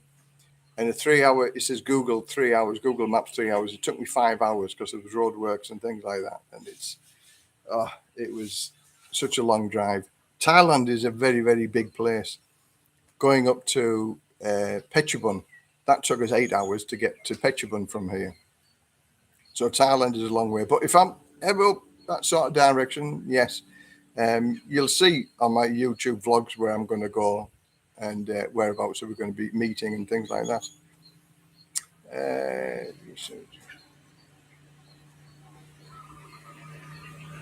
Yeah, great to know that you can rent them and buy them. Again, a friend of mine is buying a house, and it's just over 1.5 million, and he's got it on a 7-year deal. But that might be a little bit risky now on one or two places. But that 7-year deal now is stopped. There's a few houses. I think he's maybe sold too many on the 7-year deal, and he might be suffering a bit of a cash flow system. But anybody that wants to buy the house now on a 7-year deal, you can't do it. You can pay cash for the house, 1 million to 1 million for a 2-bedroom, 1-bathroom house, and 1.2 million baht for a 2-bedroom, 2-bathroom house, 65 or 69 square meters, and cheap as chips at that type of price for a house and then there's no maintenance fees, no nothing. Lovely location, Maypim. Super Les, you have helped me decide on Thailand. I have a way to go yet. Late 2024. You can't come soon enough. O visa for me. Yeah, O visa. Come here on a 30-day visa. If you have to come here on a 30-day visa, you can do everything. Once you're in this country, you can do everything, and it's the way to go. I sing Thailand's praises because I just can't. It's changed my life dramatically. As I say, when I went back for the 9 weeks, when I watched some of my old videos in Redcan, like, oh, this is expensive. Oh, look at this price. £6.50 for a cup of coffee and a scone, £12 for fish and chip. And it's just like repetitive. I'm thinking, I've said it all the time, expense. As I went with my sister's daughter, and she said, I'll get you a cup of coffee and a bacon sandwich. I said, no, listen, you're a young mum with 2 kids. I said, I'll get this. 2 coffees and a bacon sandwich, £12. That's enough of me saying about how expensive England is, because it is expensive. Hi, Les, keep doing what you're doing. Don't go back to the UK. Put years on you. Yes, it did. And, so many people said that I looked much older in the videos, especially the one in Newcastle. But I was, my sister, because I was ill on the sofa. I just slept on my sister's sofa for 9 weeks. So sleeping on the sofa isn't the best thing to do anyway, not for 9 weeks. And my sister was always up at 5, 6 o'clock every morning. So it made it long days. And it didn't get light until 8:30. So the amount of darkness time, which is depressing anyway, and then the grey skies. And then 2 or 3 days before I was due to come back to Thailand, I was really ill, and sore throat and very ill. And I was that ill, I had to go and see the doctor because I thought it was just normal tonsillitis, but it lasted for 10 days. Tonsillitis is usually over in 5 or 6 days. But after 10 days, I think I have to go to the doctor. So I went and see the doctor. And my sister said, let's cancel your flight. She said, you're too ill to go. I said, I don't care. If I have to walk to Newcastle, I'll go to Newcastle. I'm getting on that plane tomorrow or the day after, no matter how ill I am, because I'm coming back to Thailand. And even on my last night in Thailand, I had a beer. I had a beer in a Wetherspoons, sat by the river, and it was £1.60 odd, I think, for a beer, and it was John Smith's. But I couldn't finish it. I left half a pint of beer, and now I'm thinking about I could just finish that half a pint of beer. It was lovely, but such in pain. But as the hours went on, and I was on the medication as well, which helped. And when I got off that plane at Bangkok, and I jumped into my car, and I stayed in the hotel in Bangkok for the night, and I just went, I'm home. So yeah, Thailand is very good for me. Are you on a medication for your health? And if so, is it expensive to buy? Thankfully not. I'm not on any medication whatsoever. I don't know whether you've seen my video, but I got diagnosed with emphysema in England whilst I was there. And I don't feel the effects of emphysema. I was quite shocked when she said I've got emphysema, which means shortage of breath and things like that. I just thought I'm old, so that's why I'm a little bit shortage of breath and coughing and that. But I don't feel any effects of it. They said, we'll give you an inhaler. I said, I don't need an inhaler. I said, I don't feel ill. So I used to be on blood pressure tablets because I had high blood pressure. But then I went on the keto diet and lost 20 kilos, and my blood pressure came down because I lost the 20 kilos. And they told me that in the hospital, it was a lifestyle change. They said, lose some weight and your blood pressure will come down. But I was on blood pressure medication. That cost me about £30 a month. But now, as I said, unfortunately, I got admitted in hospital thought it was a heart attack or a blood clot on my lung. And then they did all the checks that they had to do to me when I went back to England. So within 24 hours of getting back to England, I was admitted to A&E. 4 hours for an ambulance to come to pick me up because I thought I was having a heart attack. 4 hours. If it was a heart attack, I wouldn't be sat here today. But thankfully, did all the checks, blood tests, blah, blah, blah. And they said, no, you're okay. So thankfully, I was okay. So no, I'm not on medication, but tablets here, you can get anything and everything here. Medication-wise, you might have to go and see a doctor to get the prescription, but once you're on the prescription, you get it virtually any pharmacy, and if they haven't got it, they'll order it for you. So no problem with medication here. Bobby Crush, I'm only 50. I've saved enough money to live in Thailand for 2 to 3 years. I'm worried my health may go, so I'm doing it now. If you keep putting it off, it may never happen. Exactly. And of course, the other way to look upon it is that you might never ever get ill. So many people have said to me, well, what if I get ill? And what if you don't get ill? What if you die? What if you live a healthy life and at the age of 90, you just die because of old age? I'm a glass half full person. So don't look upon it that, what if this happens? What if that happens? Have it in the back of your mind. Yeah, I mean, we're all getting old. I'm 62 years old now, so I'm going to die one day. I know I'm going to die one day because everybody's going to die. But I would say, in answer to your question, everybody knows how much money they have, but nobody knows how much time they have. So you can muck around with your money, you can do things with your money, but you can never do anything with your time. You can't buy time back. So at the age of 50 is why I retired at 50, because I wanted to experience the things at the age of 50, and boys, am I so glad that I did it. And I'm thankful every day that I live in this wonderful country doing the things that I want to do. It's a fantastic experience. Okay, which location for those cheap houses? I left the chat for a minute and missed it. Maypim, they start off at just less than $1 million baht for a 2-bedroom, 1-bathroom house. And as I said, they used to do a 7-year deal where you paid for it over 7 years at a 5% interest. But now they've stopped that deal, but you can still buy the house. There's a number of plots of land still there, but it's just less than 1 million baht for a 2-bedroom. It's a beautiful little resort, little place. So it's a fantastic location. For that type of price, just over £20,000 for $1 million baht, well worth it. Although it's obviously, you can buy it through a company if you don't want to put it in your Thai girlfriend's name. There's ways and means of protecting everything here. So for those people that have lost houses, condos, cars and things like that, take care of yourself. Think of number one first before anybody else. Protect yourself, no matter what the Thai people say. Oh, you don't love me. If you're not going to, you don't love me.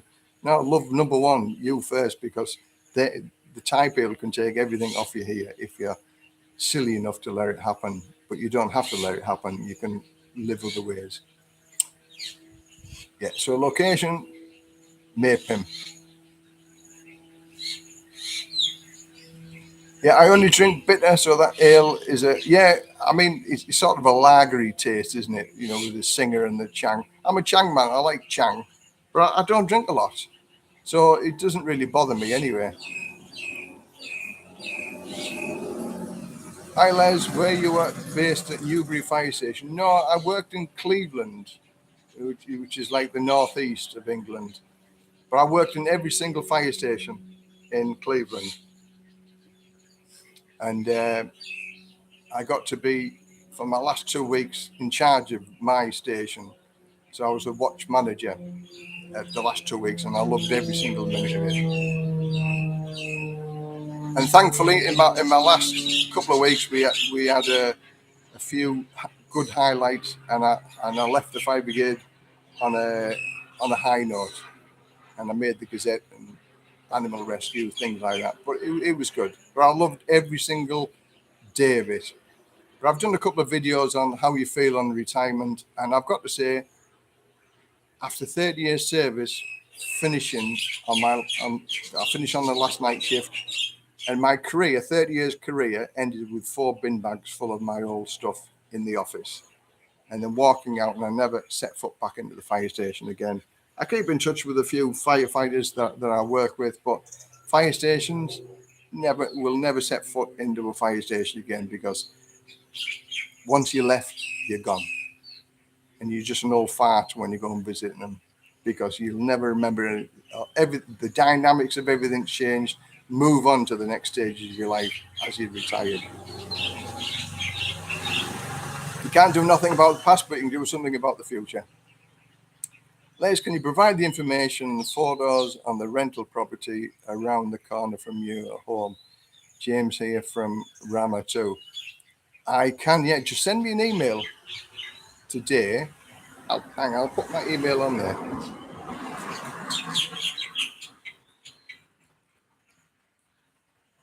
Here's 58.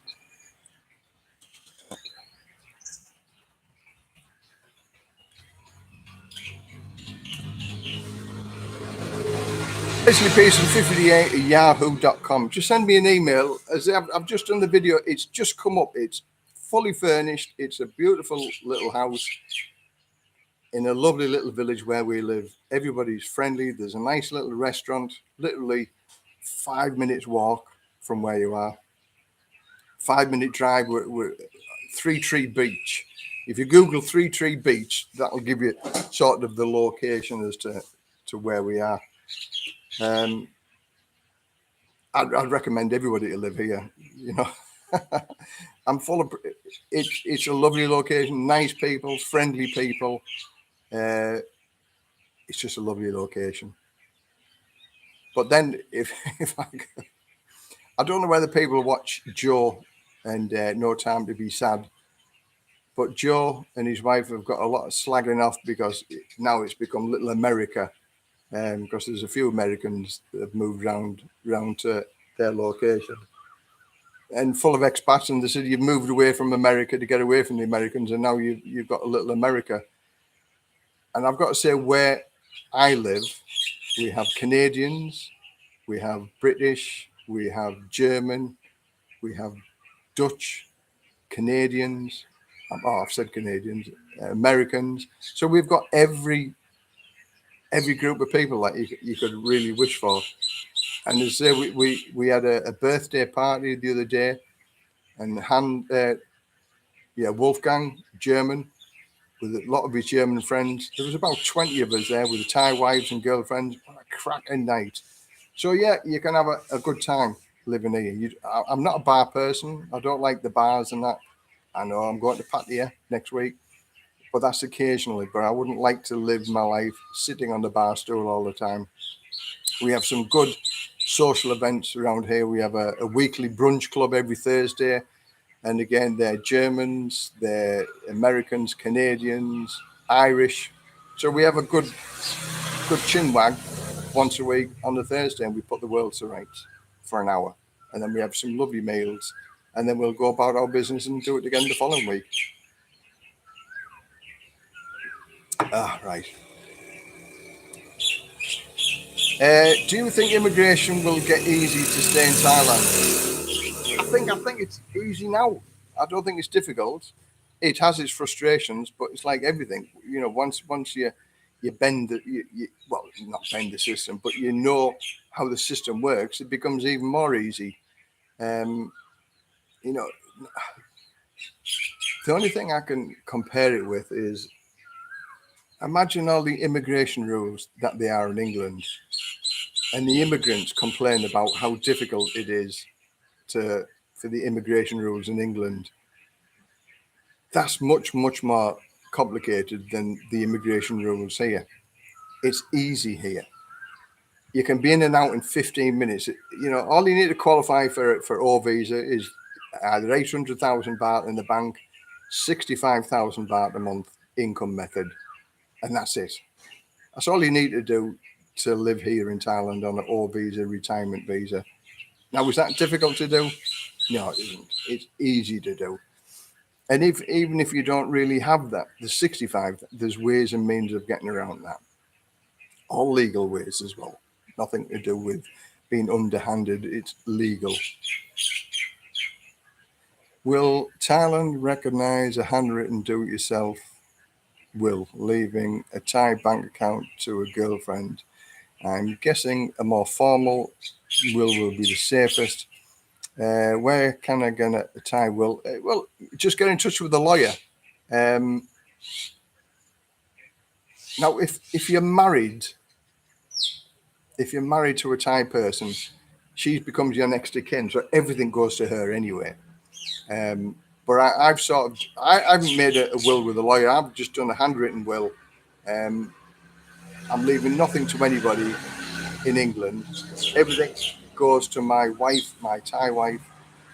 But I've wrote everything out, and I've done all the paperwork. So my insurance paperwork's filled out. My pension pension, my fire brigade pension's all sorted out. So my wife now knows what the situation is going to be when I curl my toes up when I die. So some people look upon that as morbid. I look upon it as being prepared because I'm going to curl my toes up one day, and we all are. But if I curl my toes up, my wife doesn't know what the crack or what the situation is. I'm not there to ask. So who's she going to ask? So we filled out all the paperwork and we went through it step by step. So she wrote it in Thai also to know the steps that needs to be taken. So that is in preparation for when I curl my toes up, because one of the biggest things, like I said to her, is that my fire brigade pension gets paid to her for life, for the rest of her life. And she's 26 years younger than me. So she's going to get my pension for a long time to come. But occasionally, the fire brigade will stop the pension and prove that her circumstances have changed. Now, if she didn't understand this and she wrote it down and I made sure that, listen, this is what you need to know, 100%, this is what's going to happen. Because if one day the fire brigade stopped paying a pension, she'd just ignore it. She'd think, oh, Les was wrong because they've stopped paying the pension. And she wouldn't pursue it, not knowing that there's a clause in there saying, we want to know that you're still alive or you're not remarried and things like that. So you've got to prepare for the eventuality. You're going to, well, not the eventuality, we are going to curl our toes up. So if you're married to a Thai girl, she's the next of kin anyway. So you can sort it out that everything's going to go to her anyway. But then it comes into, if a foreigner dies, the death certificate. And again, I've done a whole video on that, because that can be complicated in itself.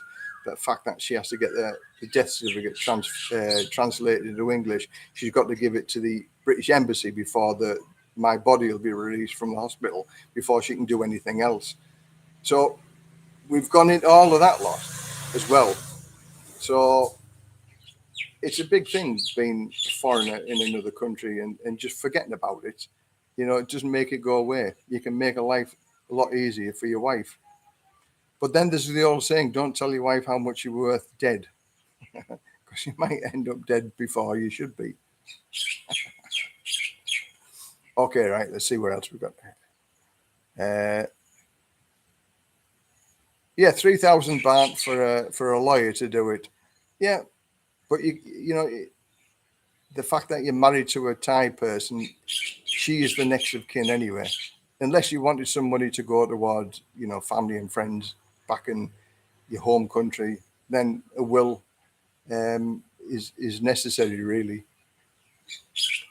I could put 800,000 in the bank for the retirement visa, but I'm going to pay the visa agent the extra money and not have the money in the bank. Exactly, because I did another couple. I've done 333 videos at my last count. 333 videos. So of those people that haven't watched the videos, there's 330 of them. 333. So plenty to watch, and I've covered lots and lots and lots of subjects. Now, as I say, the 800,000 in the bank. It's like with the money went down to 40. So if you put 800,000 baht in the bank at 40, when it was 40 to the 40 baht to the pound, and now it's coming up to 42. If it goes to 45 or 50, you've lost a lot of money. I know it's only a paper loss until you need to get it out, but because of the currency the way it is at the minute, and it might even get worse because of two banks in America have just gone bust. So that might affect the world economy in things since 2008 when the financial crash happened. The same thing might happen now. So I think that's quite wise to pay the little bit extra and let the agent do it. And then you know you ain't going to lose the 800,000 baht. And also in Thailand, insurance, like in America now, the banks have gone bust, but the Americans have guaranteed $250,000, I understand. Anything above $250,000, potentially you've lost it, but they will guarantee 250,000. I think in the UK it's £80,000 which is covered. In Thailand it's £1 million baht. Anything over £1 million baht, and you're not covered if the bank goes bust. So if you've got 800,000 baht in the bank, you're very close to that 1 million baht anyway. So I don't have 800,000 baht to put in the bank anyway. So I use the income method, and that's the way to do it. Look after your eggs. Don't put them all in one basket. Bobby Crush. In Thailand till I die. Put up with a Hilton and give me 100,000 baht a week. 10,000 baht a week. Hilton's a lovely place. Expensive. Do you have a local immigration office close? Yeah, Rayong. Yeah, there's a Rayong office. It's at Mattaput, and it's 45 minutes drive away from here. That's my closest one.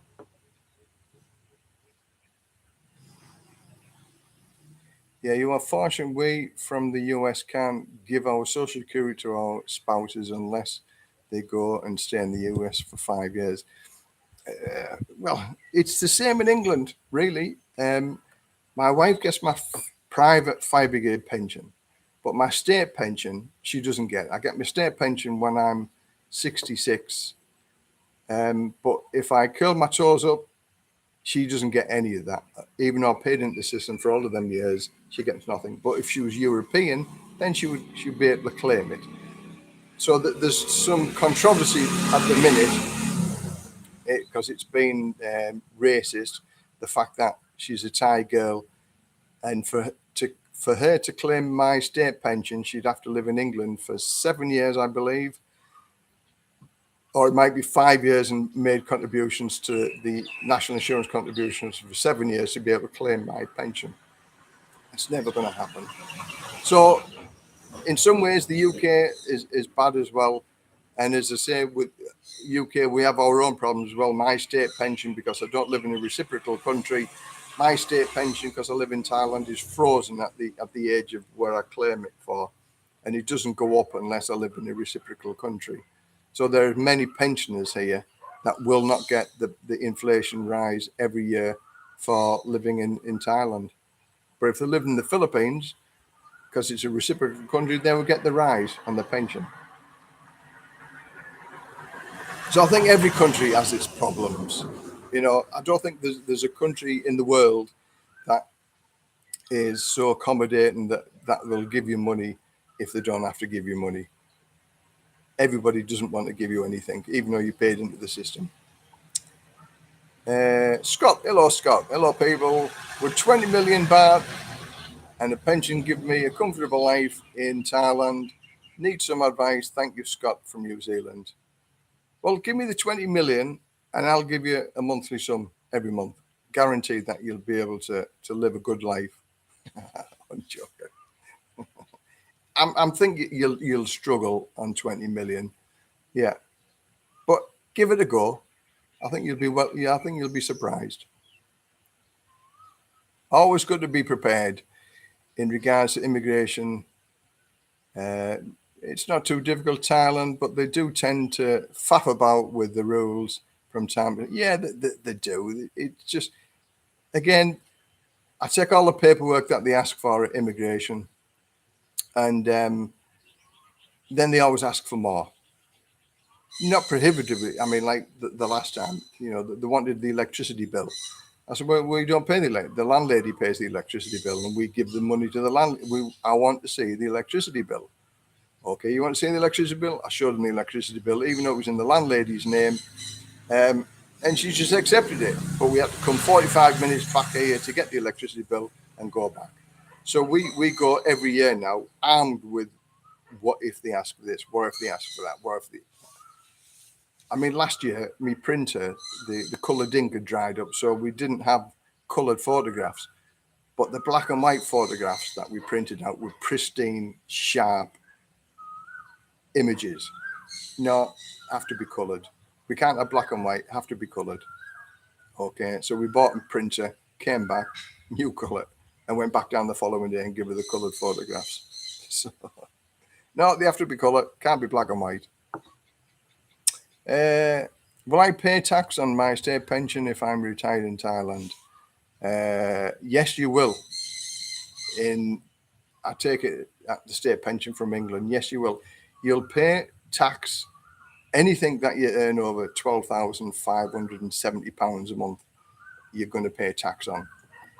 But the state pension is less than that in total. So if you just get your state pension, then you won't be paying tax on it. But it's only if it's over £12,570, then you pay tax. You get tax at source, I believe. Yeah, only if it's 12,570. 12 million is like 500k. Yeah, fantastic life on 500k. Where's the closest crossing point for you for a Cambodian visa? Is it still being done and it's dependable on re-entry? Yeah. Cambodia, the run, it's up near Koh Chang. So from here, I think it's about 3.5 hours, something like that, and the visa run. And a guy did it, a Canadian guy, and I said to him, you'll only get a 15-day re-entry visa. And he didn't. He went out on one of the buses where there was an agent who sorted it out, and I don't really know. But he got a 45-day visa. He went out on the bus and he came back on the bus.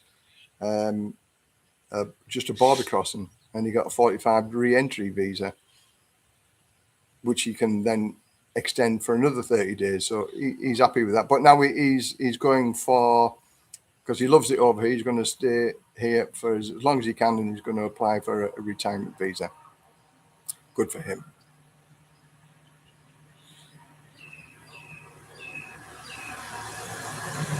It depends on how long you want to live, Scott. I'd say with 20 million, you could live like a king for 30 years. Oh, and more.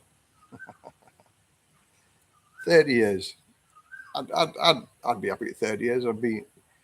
If I got to 90 with my full faculties and everything else is great. But for me, that sofa there overlooks the sunrise over there every morning. I'm up at about 6, 7 o'clock every morning, and the sun comes up over there, and it's beautiful. Sitting on that sofa, if I have to end my days sat on that sofa, I'll be a happy man, because it's beautiful sitting here. And again, here we are. It is 5:48, and I'm just sat in a shirt, and it's nice and warm, and it's lovely.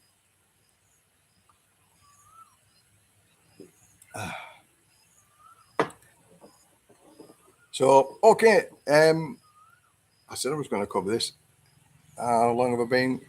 2 hours, 1 hour, 59 minutes, nearly 2 hours. And it's gone by like that. So, my channel, changes in my channel, what I'm going to do. I've given free ebooks away to many people, and thanks very much for the emails that people have asked for the ebooks. And I'm compiling more and more ebooks now, and I've started a little shop up on SD, and I'm selling informative about living here and retiring here and things like that.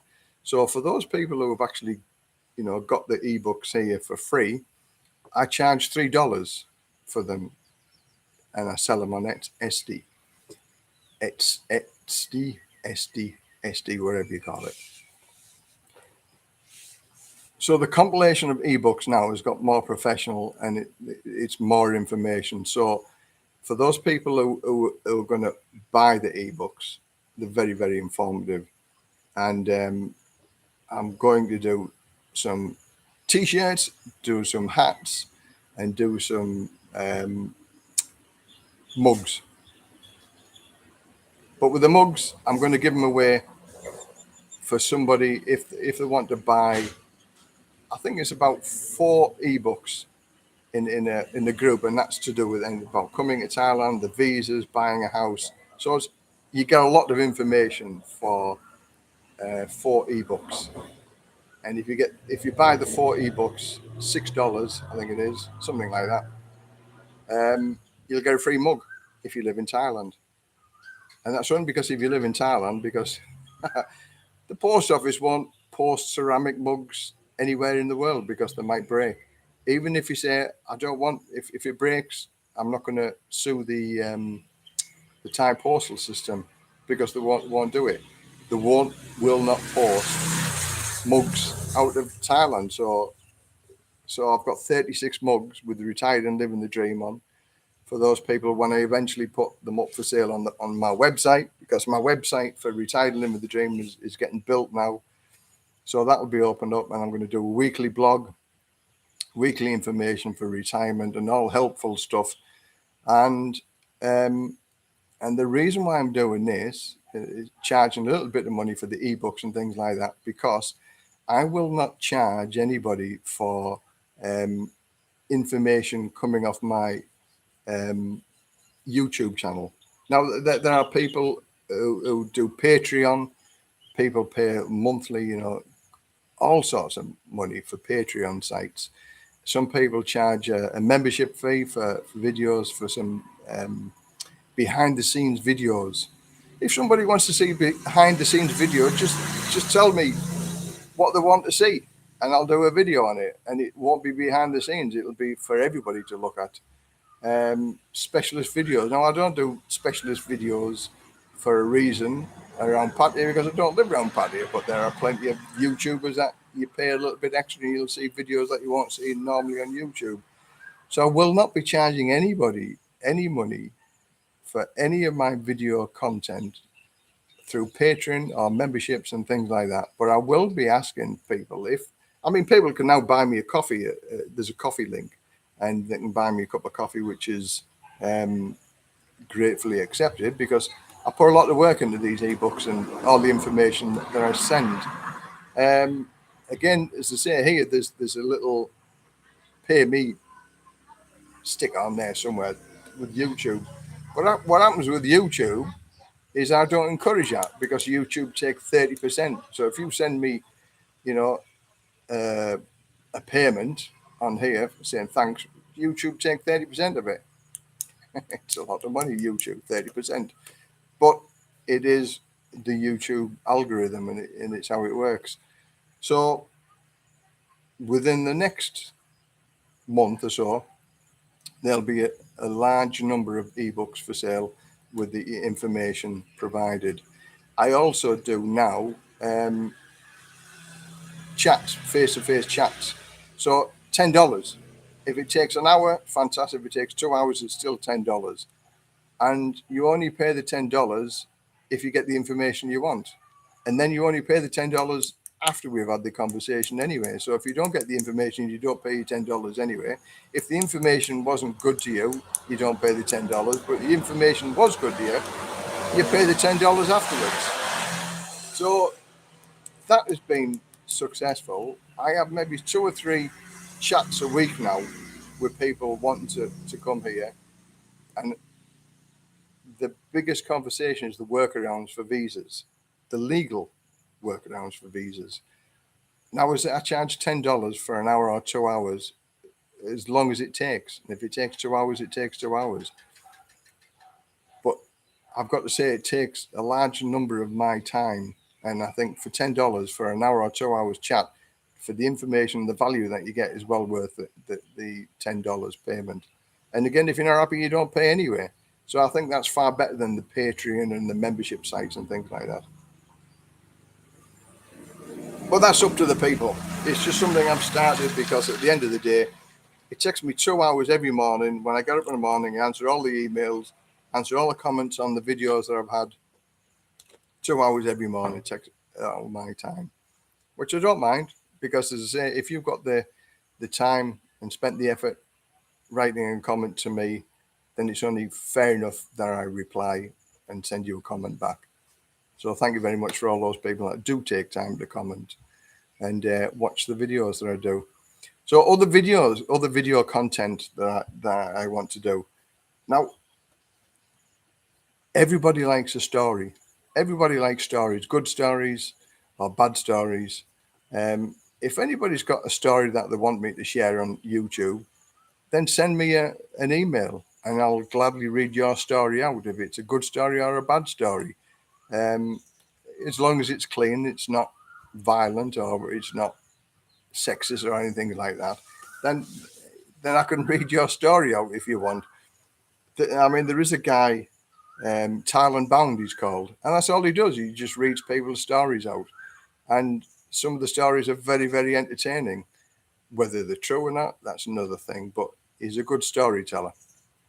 So if anybody wants me to tell their story on YouTube, then feel free to send me an email and I'll send the stories. And I have reduced my number of videos that I've done over the past month or so, because I've been busy doing the ebooks and various bits and pieces, and starting work on painting them fences, cutting hedges down, garden maintenance, looking after the house, doing the insulation. So it all takes time, and there's only so many hours in the day that you can do things. So I'm going to put a few more videos on with regard to the DIY stuff, like me electric. I love the electrics. But if anybody's got any specific subjects that they want me to talk about, then I will do. I mean, somebody asked me about apps the other month. What apps do I use? Now I use the bank app. The bank app is fantastic. Bangkok Bank app. I pay everything by app with that. And so I only draw money out once a month. So that costs me 20 baht to draw the money out. That's the much easiest way of doing it than every time you draw money out on the ATM, it costs you money. But if you pay all your bills, the electric bills, we pay the landlady, the rent that we pay, do it all through bank transfer, it doesn't cost you anything. Music. I love my English music. So I've got several apps with Radio 2, Heart Music and Classic FM and things like that. So I've just listened to English music over here. YouTube is fantastic. You can type in absolutely anything about YouTube and there's a video on it. So I don't have subscription TV apart from Netflix, but I've got a big projector screen and I've got a big projector which projects a 100-inch movie onto the roll down projector screen. So every now and then I'll watch a movie. Now that's very, very good. So the only things I pay subscription wise is Netflix, and that's it. And then obviously my internet. But YouTube, you can live without BBC or ITV programs. There's a plethora of entertainment that you can watch. We're not a big TV watcher anyway. Sky News is probably my best news that I watch. And I watch that first thing in the morning just to get me head around what's been going on in the world. But yeah, everything that you do in your own country, you can do over here. Any music that you want to watch or listen to, you can listen to it over here as well. Obviously the only difference is in the time things. 6 o'clock in the morning is 1 o'clock in the afternoon here. So when I listen to the 6 o'clock news, where I used to get up ready before going to work, it's 1 o'clock in the afternoon. But it puts a big smile on my face, because I'm thinking, I remember in the wintertime now, getting the van ready to go work, doing the electrics and things like that, 6 o'clock in the morning, dark, freezing cold. And here it is now, 1 o'clock in the afternoon, and I'm living the life of Riley. I live a good life. Koh Chang is it in Thailand? Yeah, Koh Chang is in Thailand. It's about 3.5 hours away from where I live. It's up in the Trat region.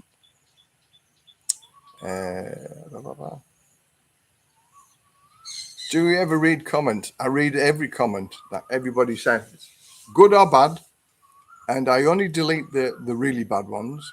I'm a balanced type of person, so everything that I say isn't right, and I'll listen to what other people's point of views are. But if you're foul mouth and abusive and bucket mouth type of thing, then I'll just delete, and that's the easiest thing I can do, delete.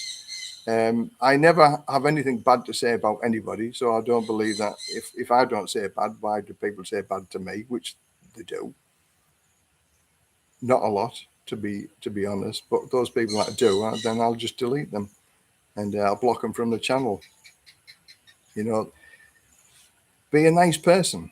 You're not right about everything, as same as me. I'm not right about everything. I've got views about everything, and I listen to what other people's views. That's why I get my balanced opinion from. I like to think that I am a balanced type of guy.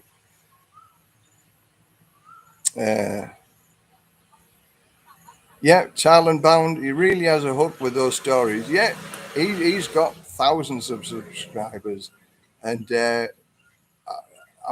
was going to meet him in Pattaya once, but something happened, so I never really got to meet him. But he comes across as a nice guy, and I remember him from his early days when he first started, and the stories that he tells are just out of this world. Are they all true? I don't know. I'm sure that you could doubt a lot of it,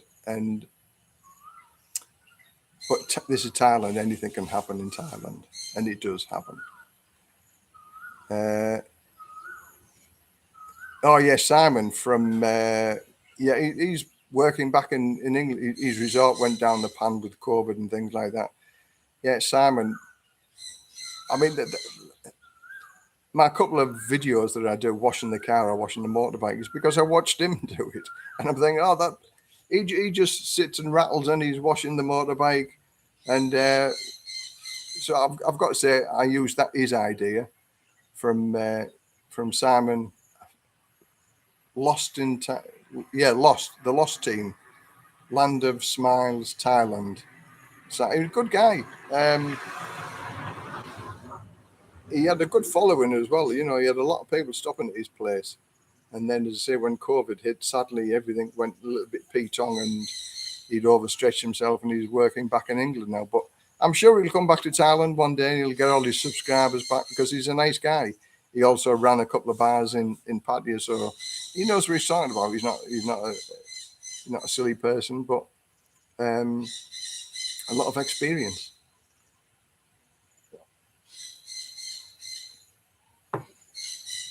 I'll see something. I never heard of that. Love Chang beer. Yeah, I don't like Leo. Leo for me is a bit sweet. Singer, but Chang, I like Chang. It's got a sort of apparently it's the strongest beer. It's the loopy juice of beers, but I don't mind it. I quite like it. I don't drink a lot anyway. As I said, we went to a party the other day, and we got there at 2 o'clock in the afternoon, and we left at 1:30, and I had 4 beers, 4 big Changs throughout the whole day. And that was enough for me. And I had lemonade with that as well, so they were like lager shandies. But I'm not a big drinker, and I do not drink and drive, because I think those people who do drink and drive, especially over here, the police aren't as hot over here for drinking and driving as they are in many other countries. and that can cause problems, and it has caused problems to many people. You know, accidents do happen. Accidents do happen when you've had too much to drink. Yes.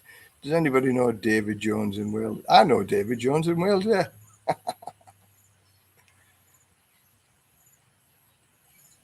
Okay, so here we are now, 2 hours and 14 minutes.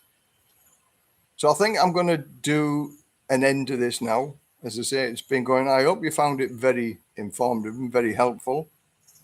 Thanks very much for all those people. We had over 100 people at one stage logging onto it. Thanks very much for the questions. And for those people who are going to watch the rerun of it, those people that missed it, I hope you enjoy it. As I say, if you've got any stories that you want me to tell, send me an email, lesliepearson58@yahoo.com, and I'll read your stories out if anybody's got any questions. Another 3 or 4 weeks and I'll have all my ebooks out, so that'll answer all the questions that you need to answer. And for those people who want one face-to-face telephone conversation, video call, and I'll answer any questions. If it takes an hour or if it takes 2 hours, it's still the same price, $10. And you will get a mind of information. You need a pen and a piece of paper to write everything down, because it's very informative. And if I can't give you the answers to it, I will pass you on to the people who can give you the answers to it. But I've never been stumped for an answer yet. I've always been able to answer the questions and point people in the right direction. It's a wonderful place to live. So for all those people who are thinking about jumping over the pond from England or America or Australia or New Zealand, go ahead and do it. It'll be a wonderful location to move to. So thanks very much, everybody. Thanks for watching. Bye for now.